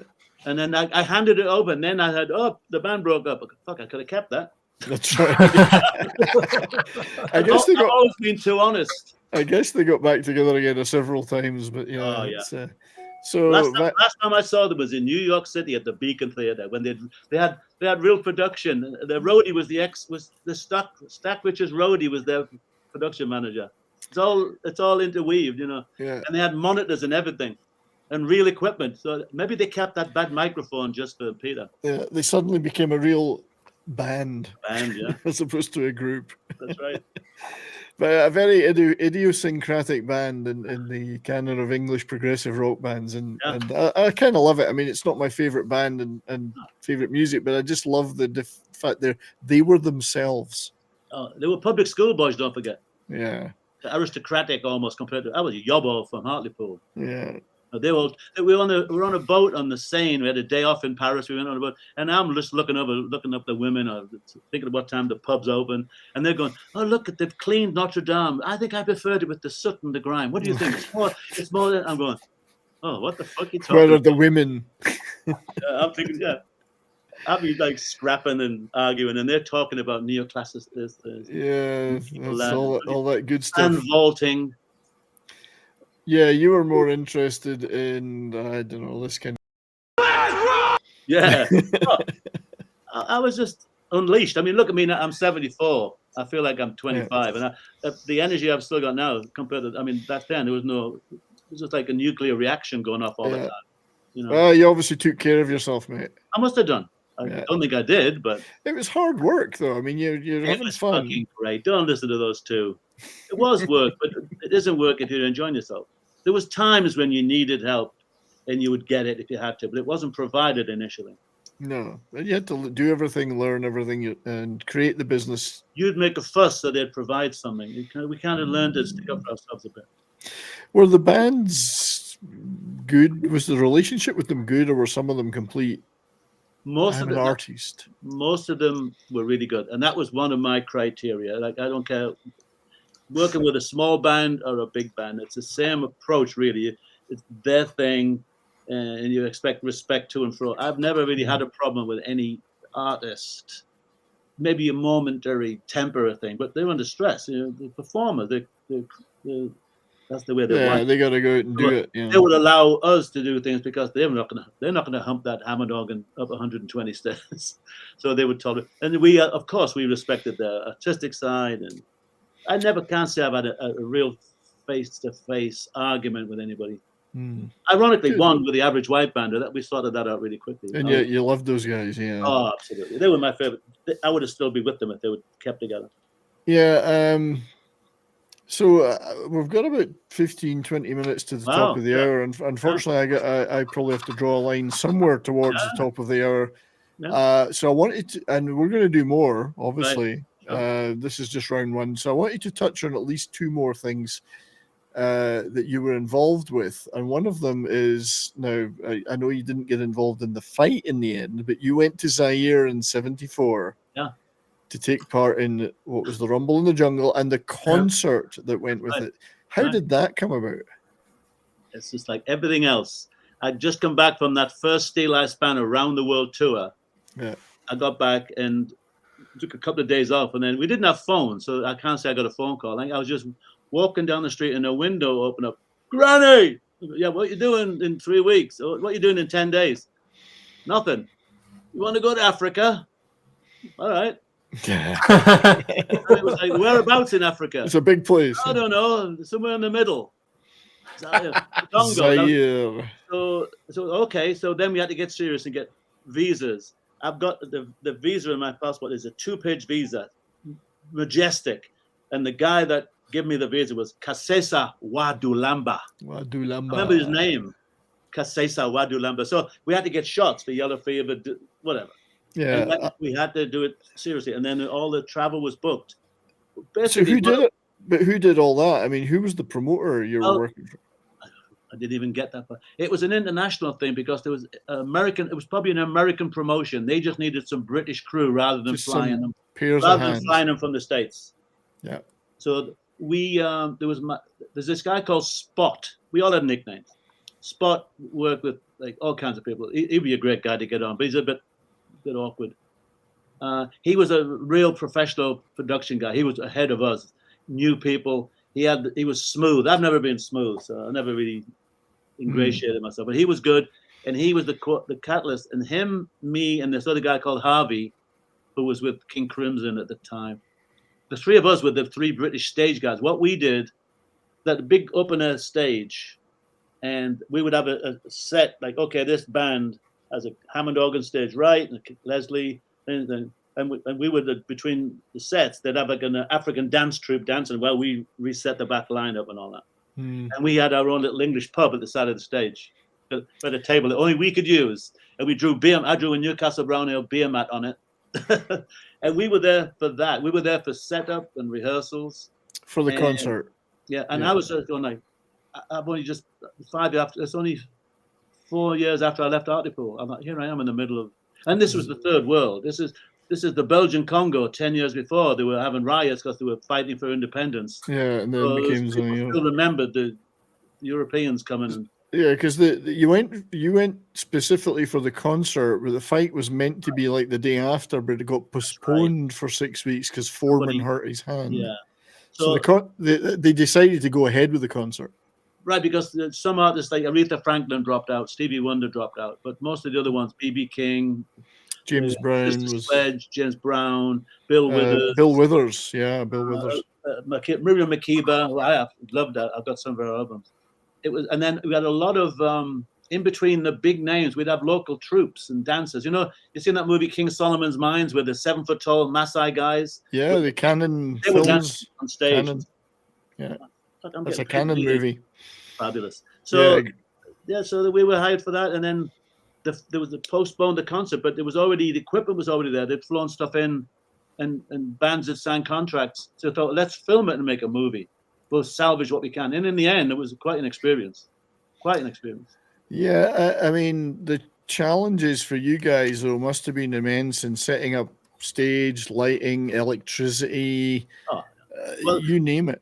The production company, a British professional company, set up all the power distribution, and they organized. There was nowhere to rig. You know, modern days they have motors on the ceilings and all that, and they have professional lifting systems. There was none of this then.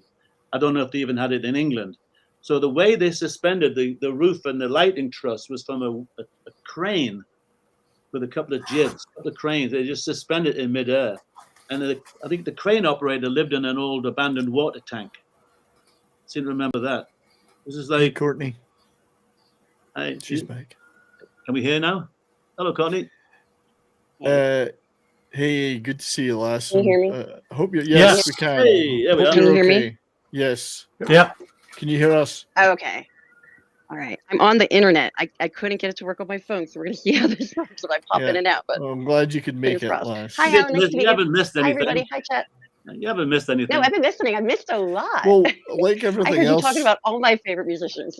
we've barely scratched the surface as usual. We've not even reached. I mean, I've even skipped some stuff to get to this. I wanted to just play a tiny clip of the concert, and then you can give us some more of your memories. This is James Brown. Right about here, ladies and gentlemen. I want you to get yourself and your soul together. I was up to his left. Will make your liver quiver. Make your liver quiver. This man will make your bladder splatter. Oh dear, that's a bad one. This man will freeze your knees. If you will, let's all welcome the world's godfather of soul, soul brother number one, James Brown. James Brown. No, I you was, would be. I was up there on the side. You were just at the wings there, yeah. I should put my hat on. That was Yeah. my I wish hat. I had that outfit. My hard hat I from thought Zaire. you had, Courtney. I might Look at the somewhere. moves. I mean, even then, he could still move. Yeah. Oh, God, yeah. But I had to say it, the people in the audience, they needed good crowd shots. So the army went out and sort of drove people in from some Yeah. villages and stuff. I want And, to, Look at that sex machine. yeah. Actually, Courtney, I think there's an outfit coming up that you should have. That one, yeah. Yeah. That one? Okay. Yeah. Oh, I've got something like that. I got the go-go. They didn't stop moving for the entire show. They were just non-stop. Yeah. Oh, I cut somebody out froze his there. call. Did I lose somebody there? Sorry about that. I think I just ejected someone, maybe. No, I'm, we're okay. I'm wearing my working hat from Zaire. So let's see the hat. Nice. Yeah. Hang on. Zaire flag. Chip Monk was the production manager, and he was the production manager for Woodstock. He's the guy that was going, "Hey man, we hear there's some really bad acid out there." Yeah, that's him. Yeah, yeah. He had his name, like Chipmunk Productions with a little chipmunk. Well, we chopped it up and put our own names on the helmets. You got as far as Gran. You missed the Y. Well, that's worn off over the years. So that was your actual hat, and that was the hat I wore. That's the national flag for Zaire. yeah. You look like you could have been in the Village People almost. Like almost. I'm just kidding. Almost. Did you get to hang out with those artists a lot and meet James Brown? And no, they were at a different hotel. Right, No. okay. Initially we were at the Intercontinental Hotel, top anywhere, top hotel. But we were in this walled compound, and we were told not to go out at night. We weren't threatened by anybody, but memories of the previous Belgians shooting people was. So you were sitting there drinking. We all made the mistake of drinking the water and got the runs. You just kept thinking like you could just come pouring over the wall with hatchets, machetes. I mean, it's the only time I've really felt like how it must be to be a minority. Where would you go? Would you stand out? Yeah, you'd stand out. We might see some of the artists when we'd had like a little trip into town, just for variety, but we didn't have much going on with them. Didn't get much interaction with them. No. I was there purely to be one of the stage crew. But it was the last day, if I can tell them, I can go on all day about this stuff. We were in Africa, and someone said, "Does anybody want to get a quid deal?" Well, in England, a quid deal was a little bag of hash or grass. And I didn't really smoke, but there was nothing. We had to wait all day. The flight was at 11 at night or something. So somebody said, "Yeah, so give the guy a quid." He came back with it. It looked like a sack of potatoes. It was huge. So people are like eating it, smoking it. And I did more than I normally do because I didn't really smoke a lot. So we were. This is regular tobacco we're talking about for legal purposes. Oh, of course. Of course it is. What do you think we I meant? wouldn't condone such things. But that was just classic. What are we going to do with all of this? And I had to go down the toilet, most of it. But I remember we had the flight. We had to fly to Lagos in Nigeria, then connect to another flight. And we couldn't take off the second flight because there was vultures on the runway, something like that. That kind of stuff. And so I have a question. Yeah. Did James Bond? Did James Brown really? Is he not there know too? karate? Yeah, I've been sick for a couple of days. Did he really not know karate and only know Karizi? Oh, you're telling me. Karizi, I don't even know what that You is. don't know that line? I don't know karate, but I know Karizi. Yes, I do. Karizi. Okay, I got you. I'm a bit slow. My joke went. I'm sorry. No, it's not my fault. I am too, usually. I just, sorry to interrupt, I just wanted to thank our great friend WG, who's just tipped $67.15 in Canadian Nuka-Cola caps.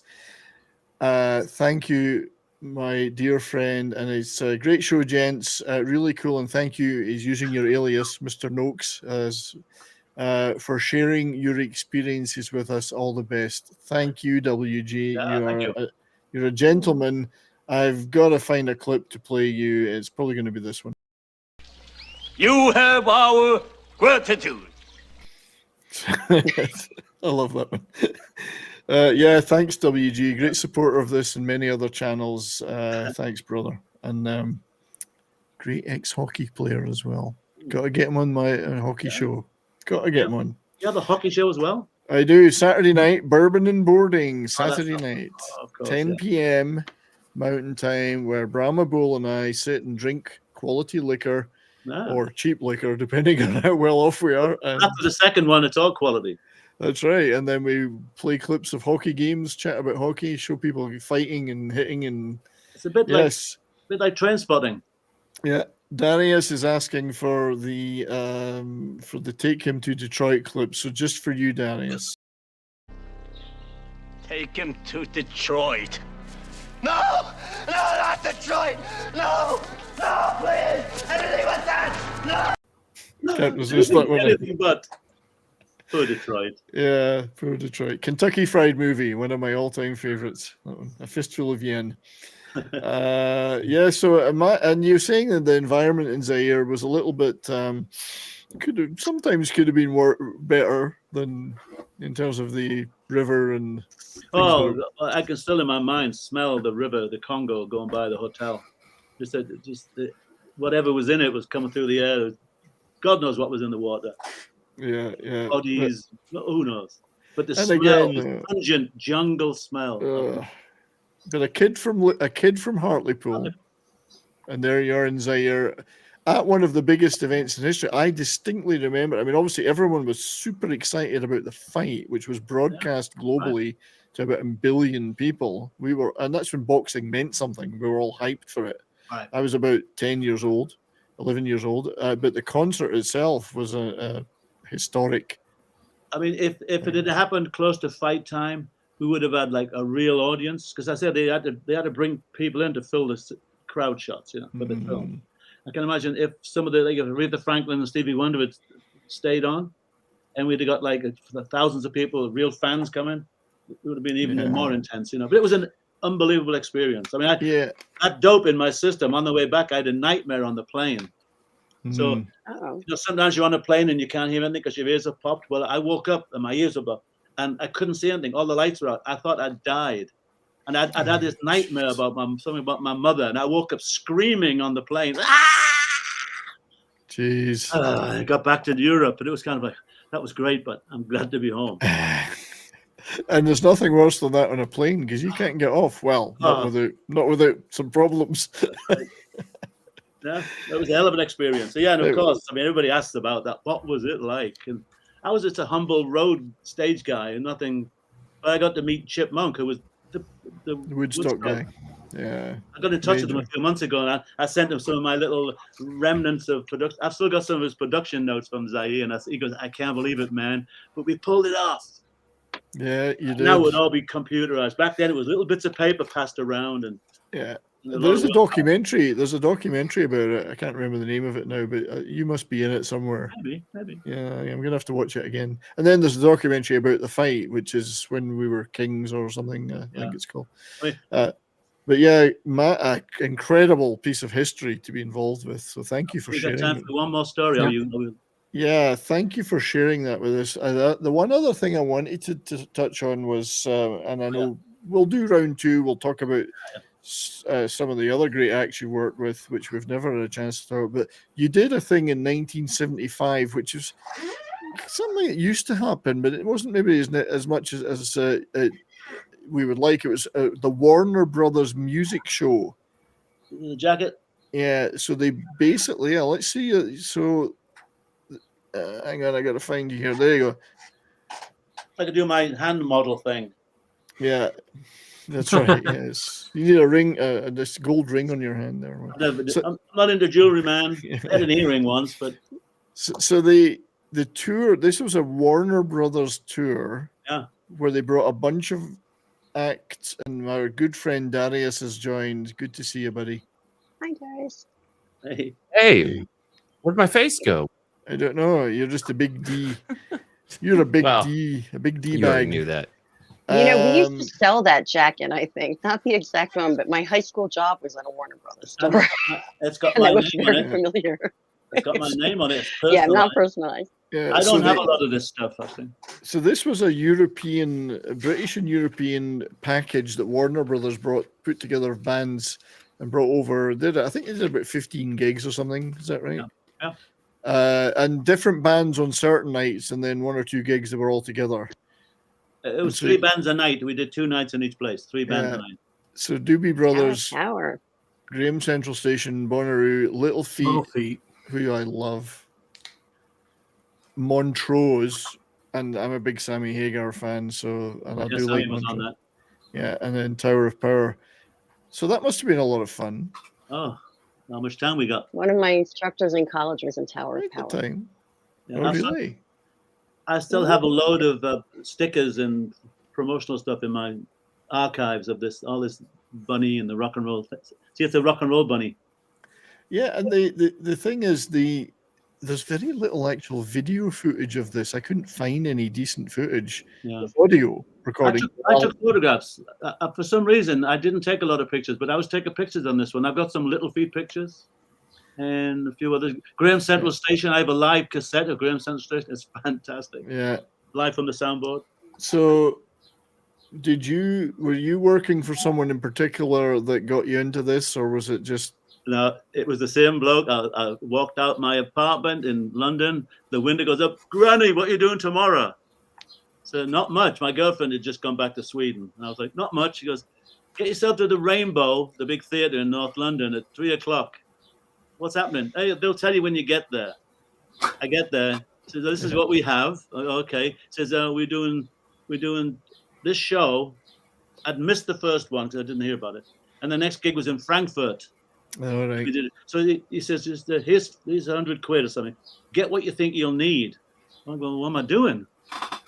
Well, you're going to be in charge of all the equipment, back line, all the rented equipment, Hammond organs, Leslie cabinets, guitar amps. This, I thought, what would I need? Gaffer tape. I got a little toolkit together, and I think I bought some standard like tube valves. We call them valves in England, amplified tubes. I got, what would I fix? So next thing you know, I'm on a plane to Frankfurt, and then we did the whole tour. But it was literally the same again. What are you doing tomorrow? Nothing. You want to go on this thing? And I was available. Cool. And that was when the Zaire and Warner Brothers, that's when I kind of, by accident, made what I call my American connection. Because I was getting about £40 a week with Steel Ice Band, which was very good money back then. That would be, I don't know how much that is now. But well, that is good money a week in Britain in '74. When I did Zaire, I think I got $1,000 for the whole thing. Yeah, $1,000. I was there for 8 days. I mean, that was huge. I might have got more, but I know it was great money. And then the Warner was the same thing again, getting paid American quality wages and working with all these American guys who were technicians. I was never. This is when I started getting into like, better catch up a bit here. These guys took amps apart, and we would fix an amp by pouring a bottle of beer into it or something, bang it a few times. We'd figure it out. I'm making jokes, but we'd figure it out. But these guys knew what they were doing. These guys had approached it professionally. That's when I first started meeting real sort of craftsman roadies, if you want. Some of them were a-holes, but in general, there was a real professional approach to doing it. So professional level now was being reached in the industry. The Americans we didn't have production managers. We didn't have stage managers. We just did what we did. So you had a production manager, and he looked at the military and the Hollywood movie business, how they did things. Because America's huge. They had to move stuff around. We were driving 100 miles. So this new element opened up where there's a whole new facet of it where doing it professionally. And they hired this Brian Croft was the production manager, who was English. He was RADA trained, Royal Academy of Dramatic Arts. I say, jolly good. Very good. But he was the Stones stage production manager for years. I almost got a gig with the Stones through it. So there's these really qualified people. There's Mick and Keith backstage with two of the Doobies and Rod Stewart at one of these. Yeah. I was going to say, is that Rod the Bot? It's Rod in the middle, and then Mick and Keith, and then Tommy Johnston of the Doobies, and Keith Knudsen, bass player. Yeah, I think. Yeah, I'm amazed they actually got a picture of Keith Richards standing up. I know. He's not. He's actually propped up, doesn't he? He looks he's like propped up. Yeah. So that must have been a lot of fun. That one, I think. It was challenging. I mean, I've got stories. I mean, I'd done one American tour, and I'd been around the world once, and I'd just been to Africa. Oh, I forgot to mention, when I was going to Africa, my friend James had done a tour in Africa with a band called Osibisa, a black percussion band. I remember them very well. They were doing the Gold Coast and Ghana, and they were turning up at villages and being threatened with their lives. They kept getting separated. So when I said I was going, he said, "Take a gun. At least you can shoot yourself." That's right. I said, I'm going anyway. I Yeah. remember OCB, so they had a couple of hits. They got a hard time because they were considered. But this Warner Brothers thing, all of a sudden now, I've got like 6 bands, and I have a general idea what they want. Like, it's pretty fundamental drums there. Some guys had 2 sets of drums and a key, and sometimes you'd have to move the Hammond to stage left. Yeah. Nothing super technical, but you have to do it in a hurry, this, that, and the other. And Little Feat and Tower of Power. These are like Tower of Power from Oakland, where our troublemakers over in England with lightweights compared to this. These guys are bikers. I've been to Oakland. I've been to the baseball in Oakland. It's a pretty rough place. Yeah. So these guys were like a different thing. Like they may have been high. So there was one guy called Crockett. So there's these 3 roadies for Tower of Power. One, a little southern guy. And then one night I went to roll a Leslie cabinet into position, and the amp wasn't in it. Because you could unscrew. I didn't even know then you could take the amps out. I go, oh, where's the amp? And they said, we got it, motherfucker. What are you gonna do about it? I said, well, I'm here to go on to help you guys. Yeah. And next thing you know, the 3 of them, they almost killed me. One guy had a heavyweight drum stool folded up, and he swung it at me, at my head, and I managed to dodge it. The other guy had a screwdriver, and he took the pocket off my t-shirt, my denim shirt off with his screwdriver, and the other guy was trying to stab me. I'm like, what the fuck? These are out of control. And all the road crew came running over to sort it out. So it was at least you had some help, yeah. We were rowdy and stuff, but we weren't like that. This was serious. Hardcore shit. Oakland is. The old Comic Relief Crusader. So that kind of stuff was going on. Yeah. And the bands, Doobie Brothers. There's a lot of hustling and a lot of doobies. A lot of stuff going on. And I'm going to show just briefly 2 clips though. I mean, it's not from this show, but it's the same era for the same bands. So this is Little Feat. For those who don't know them, Lowell George, the great, sadly lamented, lost Lowell George.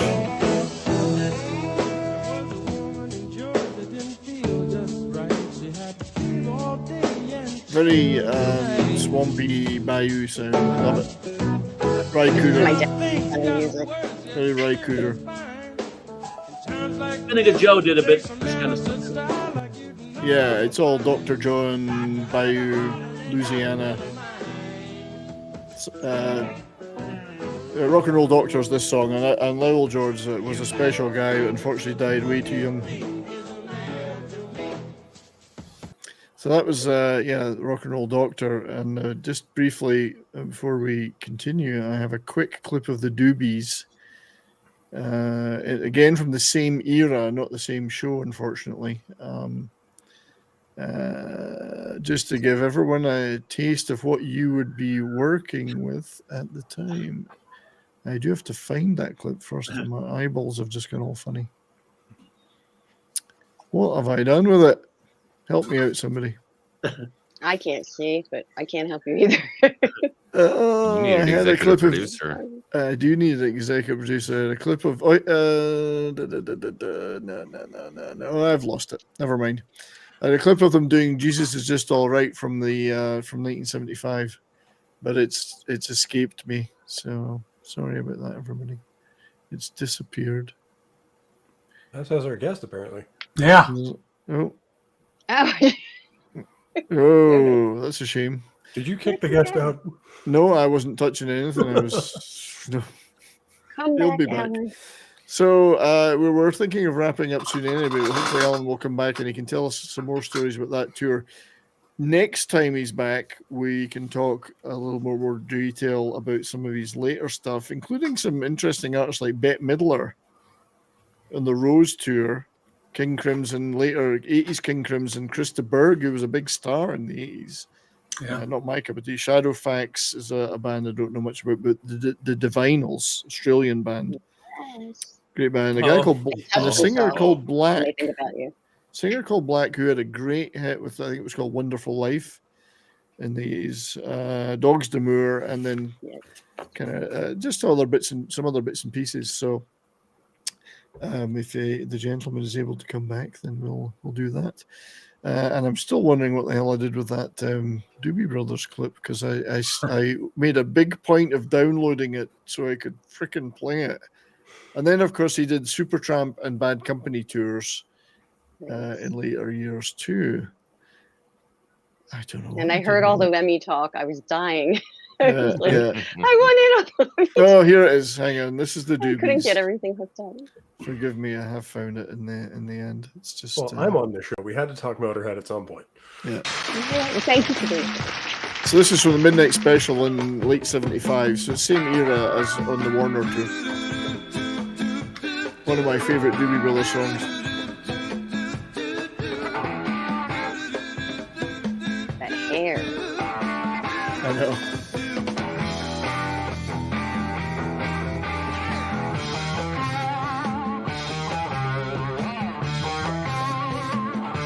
I've seen the Doobies a few times. It's always good.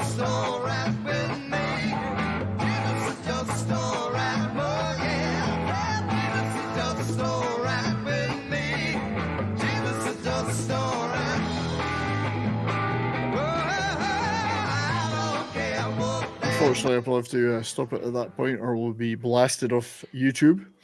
Yeah. But You know, these bands, Fiddle Feet and Doobie Brothers, always remind me of the Grateful Dead. Like when they're more studio and not going off into their twangy kind of, the harmonies a lot. Yeah, I guess so. I mean, the Doobies are an interesting band. They've always been one of my favorite bands, somewhat associated with Southern rock, but they're a Californian band. So really quite a different thing. They're probably closer to the Eagles. Like CCR? Yeah, but they're always, because some of their albums like Toulouse Street and were Southern covers on them, or places like New Orleans, but they're really from LA. So, but a great funky band. I've seen them, I don't know, half a dozen times in concert. So always enjoyed them. So that Warner's tour must have been something special. But yeah, I don't know if let me check, see if Alan's sending me any messages here. Yes, he's had a power cut or something. Everything just went dead. Oh, that happened to me Saturday. Yeah, I'll just ask him coming back. Oh, right. He says he's back on. I don't. Ah, you're here. Hey, hi. Welcome back. Me now. I thought, hang on, should I take a hint? You've arrived, and to prove it, you're here. See, I didn't panic. I figured out. He's I tried reached old reloading age. You the can't blame him. page, and I went back to the original email and copied and pasted again. I'm worn out with copy and pasting. I'm not sure Dildo's asking me which drawers, whether it's my actual drawers, and if I was wearing some, I would check them, or whether it's something else. He's Scottish, remember? They don't wear I'm them. not quite sure what I'm checking. That reminds me, though, Courtney. You know when someone says to a Scotsman, "What's worn under the kilt?" You know the proper Nothing. answer should be nothing. Nothing. It It's works in perfectly. perfect working order. I do know that.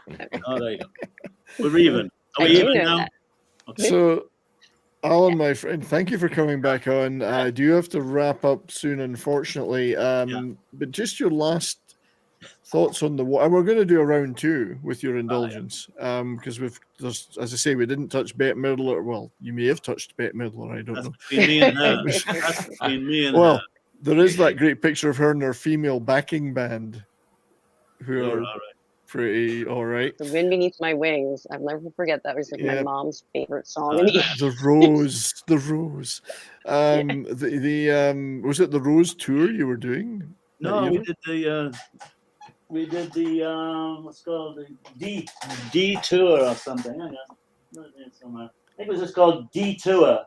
There we go. Very clever. I still got my programs. Oh, nice. That's a cool looking one. I love that. It's very nice. Yeah. But yeah, we've got stuff like that. We've got obviously Average White Band, which you were involved with heavily. You mentioned it all. No, we will get to that next time. King Crimson, in the 80s, with Adrian Belew and Tony Levine lineup. Yeah. Krista Burgh is an interesting one because he was huge then, Lady in Red and all that. Well, this was before that hit. Oh. He's one of these artists, like they use his music and his lyrics in schools in Europe to teach people English and stuff. Yeah, don't pay the ferryman. It's Don't kind pay of the quirky. don't pay the ferryman was a big Yeah. hit. You yeah. And they same management as Supertramp. Right, because you did Supertramp, albeit I think it was post Rick. Post Roger Hudson. Roger Hudson, but still great. Oh, yeah. The Divinals, Dogs d'Amour, British Wolverhampton band, aren't they? Aren't they from Wolverhampton? Dogs d'Amour, or up north.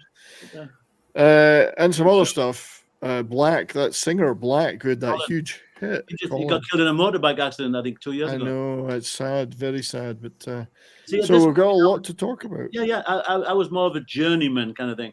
I wasn't. I think maybe it was lack of ambition. I don't know. But these other guys just in situations where they took off with super monster things, like Mal's temperament suited him perfectly for that kind of job.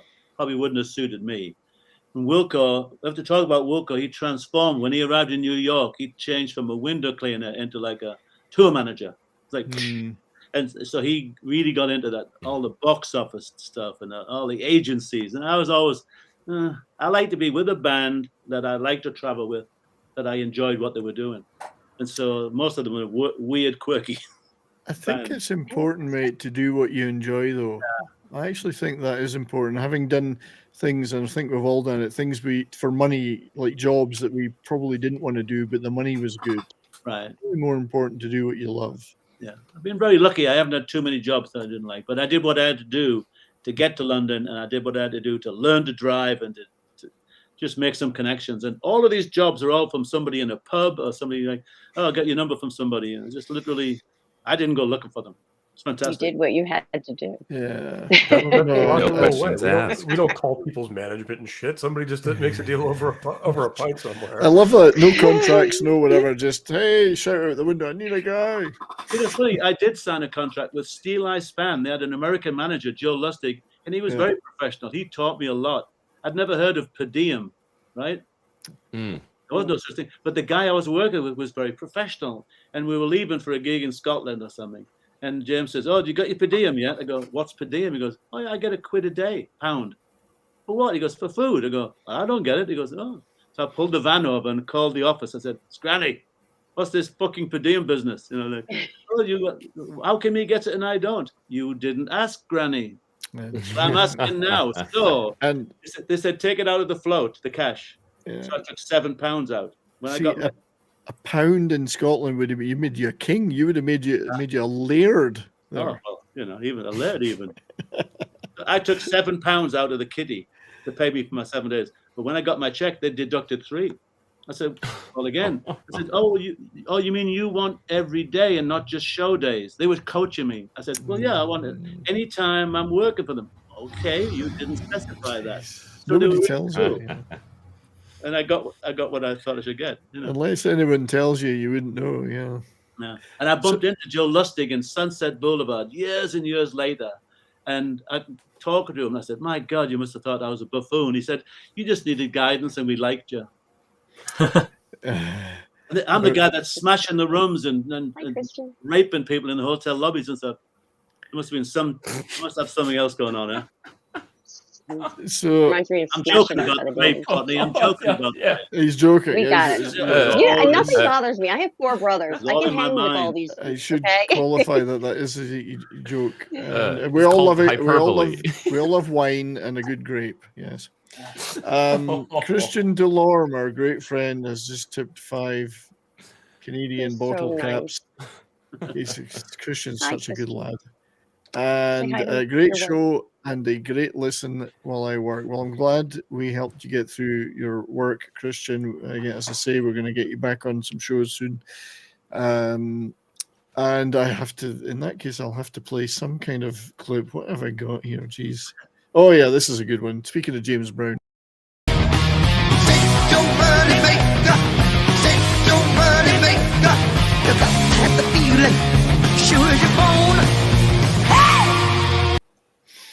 I've never seen that before. Shake Your Moneymaker. Wow. That's a guy called Bill McClintock who does mashups of stuff. So he does like a James Brown Black Sabbath mashup. I got you. Yeah. And it fits. Totally It always fits so well. I love that one. Totally that Metallica Huey Lewis one is still one of the best. Oh, I've the ever Metallica seen. Huey Lewis is awesome. Yeah. Oh, that was so funny. How did you ever figure out? I heard you talking about Hammond organs because I had this thing and it took me ages and ages to figure out. That was like I think it was a 63 like L100 or something. I thought it was something else at first, but did you ever figure them out? Were you? No, you kidding? No. No. I didn't either, and I'm a pianist. I have no. Sorry. In all the years, I started in 1967, right? And I did it till about 1995. I never learned a chord on a keyboard. I never learned anything on a guitar. I kind of think I could play drums if I applied myself, but it was just, I just did what I did. The one thing I can't play. I would set it up and I would know if there was something wrong. The problem I used to have was he had bass pedals. And they all do, yeah. They've got a ton of them. Use them maybe, but they were very tricky to get in and have working. So I used to hate it. He'd come out and go, and he'd have to fix them. But they were getting me for 20 quid or whatever. And it was like we were trying. But you just don't see them much anymore. So I got interested when I heard about. The funny thing, this one wasn't sectioned. You know, they would cut them in half to make them easy to transport. Not this one. And so when we were doing the customs, you'd go from England to Europe. You had to go through customs every 50 miles. And you have paperwork. Well, this one customs official said, "Oh, it's in two pieces." I go, "No, it looks like it is. It's just a join in the wood. That must come back." So he put a rubber, he stamped all these little custom stamps along the join, and says they need to be on there when you come back. So I had to tape a piece of plastic over, so we wouldn't rub it off with our hands or so. That's about as technical as it got. That's what we were doing more than fixing the gear. If something was wrong, this guy would fix his own gear. It was perfect for me anyway. I mean, I was willing to do it, but I never pretended to be a technician. We were just there. I like to think, after, despite all the fun we make of it, I like to think that when guys came on, they would come on, it would work. And they would become, to come on as an artist, you try to imagine, it must be nerve-wracking. You come on and you're fucking around with a guitar. We used to try and do it right, as simple as we had it, That's my philosophy anyway. Indeed. So, unfortunately, I do have to wrap up myself. I just wanted to just show you Rock and Roll Rowdies, your own YouTube channel for you guys. YouTube, Podbean, Facebook. So you guys are also on Facebook and other places. I'm not on Facebook, so I can't show that.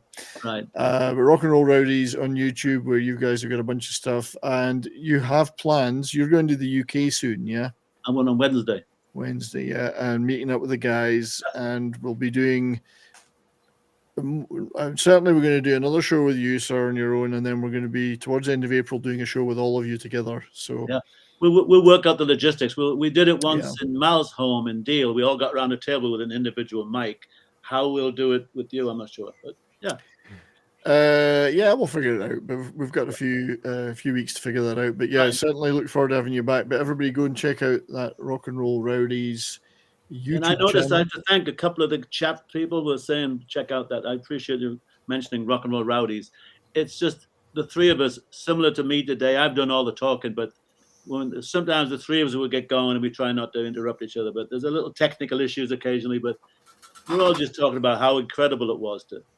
It's a fun channel. I've checked it out. It's a good channel. I recommend it to everyone. That's great. Thanks. An unlikely opportunity for three blokes that never even knew what they were doing initially, but Mal and we all did it quite well, I think. No, and we're privileged to know you, sir, and thank you to you and your colleagues for coming on these shows, and really appreciate it. And there will be more. Everybody out there, we're doing more. I mean, I could keep talking for 6 more hours. Well, you can. There's the stream. I would down. No. I just want to promote one thing. I'll give everybody in the panel a chance to. But Thursday morning on Pop Culture Minefield, it's my morning coffee with Brian show. And this Thursday, you've got a guy called Sean David Lowe coming on. He's the writer and producer of an independent martial arts movie called The Last Kumite, starring Cynthia Rothrock and various other great martial artists, actors. So come and check that out Thursday morning for some information about that movie. I'm very excited that he approached me to come on the show. So a lot of fun. And I will now hide that on the stream. So just quick going around the houses. Hands up anyone that wants to promote anything. No, Pope. Sorry, too late. We've already done Time's it. up. You missed your chance. Always good to be on here. Al, it was great to meet you, man. I love hearing stories like this because it's really cool to hear, for me, like stories of the guys on the ground making things happen. Yeah. So that's always really cool. As for me, you can usually find me on Fridays on the MF Cocktail Lounge, over on Foulball Productions channel. Saturday, you can find me on Skinner next Saturday, and then Sundays, and maybe every other Thursday now, you'll find me on my channel for Rock and Roll Religion. Where next, I think we're going to be going over some Exodus. So that'll be a fun show. Oh, Bob Hopefully you'll Marley. join us for that. Bob Marley. And thanks for having me. Exodus. Sorry, different Bob, different Exodus. Okay. And I'm just kidding. Quite. Yeah. Who else has something to? I've actually got a couple things this week, but let Dustin go first. Dustin, you go first, my friend. I'm just going to say that tomorrow I have a video going live. We hit 3,000 subscribers on our Keto Simple channel. We are doing a giveaway. Yeah. Go you. So we didn't mark the video as a giveaway just so we would hopefully cut back on the chat bots coming out and telling people that they won prematurely, you know. So be on the lookout for that video. We're giving away some cool stuff, and yeah. All right, excited mate. for that. Cool. No, congratulations on that subs count, and thanks again for being here, mate. It's good to have you as part of this. I wouldn't miss it. Yeah. Dennis, did you say you had something, or John? Or? Yeah, that was That was big. in Paris. No, it was him. Him. Yeah, I know. For once, I actually got stuff going on. Good. I was wondering. Tell us what you're up to, mate. Either tomorrow or Saturday, I'll be doing a gaming stream with Brahma Bull. No idea what we're doing. We're probably just gonna do fly by night on that, as we usually do. This will be on Brahma's Rumble or your Rumble? Probably Brahma's Rumble and my channel. Okay. Yeah. And then Thursday, I will be doing a stream with my buddy Doc from the Comics Aficionados, along with a comic book retailer by the name of Just Pele, and a guy who's actually worked in the comic book industry at being Aaron Sparrow. So Nice. Should be pretty interesting. Probably think that's going to be the biggest stream I've ever actually hosted. Cool. With 4 people, so that should be something. Nice. Glad to hear you're doing some stuff, mate. That's awesome. Yeah, just like I said before, it's going to be a matter of timing with me. Yeah, and thank you as well for being a supporter and panelist on these shows. Oh, anytime, since man. the beginning. I really appreciate it, mate. Thank you. It was a pleasure meeting Alfie as well. I like hearing, like Pope said, I like hearing stories like that. It's not exactly my genre of music, but it's all the same in the end as far as how it gets made and gets set up and gets How done. the sausage is made. Yeah, I've done a little bit myself, but you know, a weekend gig of helping out my buddies at a festival is not at all the same of what you did. Oh no. But it is fun. You are right about that. Oh yeah, thank you. So we've got Courtney and John. Who wants to go first? John. Courtney. What are you up to, Courtney? I'm still I'm like I think 20 away from 500, and every time I get there, they go down again. I know. I get my channel up to 100, and I don't know, my internet's working today. That's very bizarre. Like I'm on the actual computer, so that might inspire me to do a stream on this Friday night. But I'll be back otherwise streaming regularly. Other than that, Sunday nights on Sunday Night Geekery and Mark D with the C's channel, and then you can usually find me with this guy, you know, the host of this show on Mondays. I've had some stuff going on. No, it's good to see Anyway, this. And, thanks everyone. And Alan, you're awesome. Like seriously, I'm so upset that I missed like Moon Red. I was listening to all this well, stuff. I was round like, darn two, it. we'll get into some of the later stuff Alan did, and it's some acts on there you might be interested in. So, and thanks, Courtney, for being here through. Thank you. And I hope everything is okay with you and you're feeling good. I'm working. I'm getting there. Okay, good. Glad to hear it. Thank you, John, sir. Where are you here? There you are. I got you. What's on your plate? Quite a lot, actually. Besides being here every Monday, I'm on Pop Culture Minefield from 10 a.m. to 2 p.m. or 10 a.m. to noon Central, and on Monday through Friday Fridays from 1 to 3 on Friday and Saturday. And I'm usually behind the scenes, but I was actually up front this last episode for our wrestling show, Dork Side of the Ring. And that's 1 to 3 as well. I will be live streaming on the 27th of this month from the NFL draft. So I got to, right. Yeah. So if you've got any sports ball fans out there, and that's my channel's at Real Dos Wolfen. Nice. And thanks for being here, mate. And thanks for also assisting me on the Pop Culture Minefield shows. It's good to have you. Thank you. Darius, do you have anything you want to say? I don't have any programming coming up. My birthday's tomorrow, and then Happy birthday. Thank you. 50 already. Jeez. He's gonna be like 29. He's so young. You're not that far off, but it feels. I know I'm not that far off, but I'm not sure the exact age.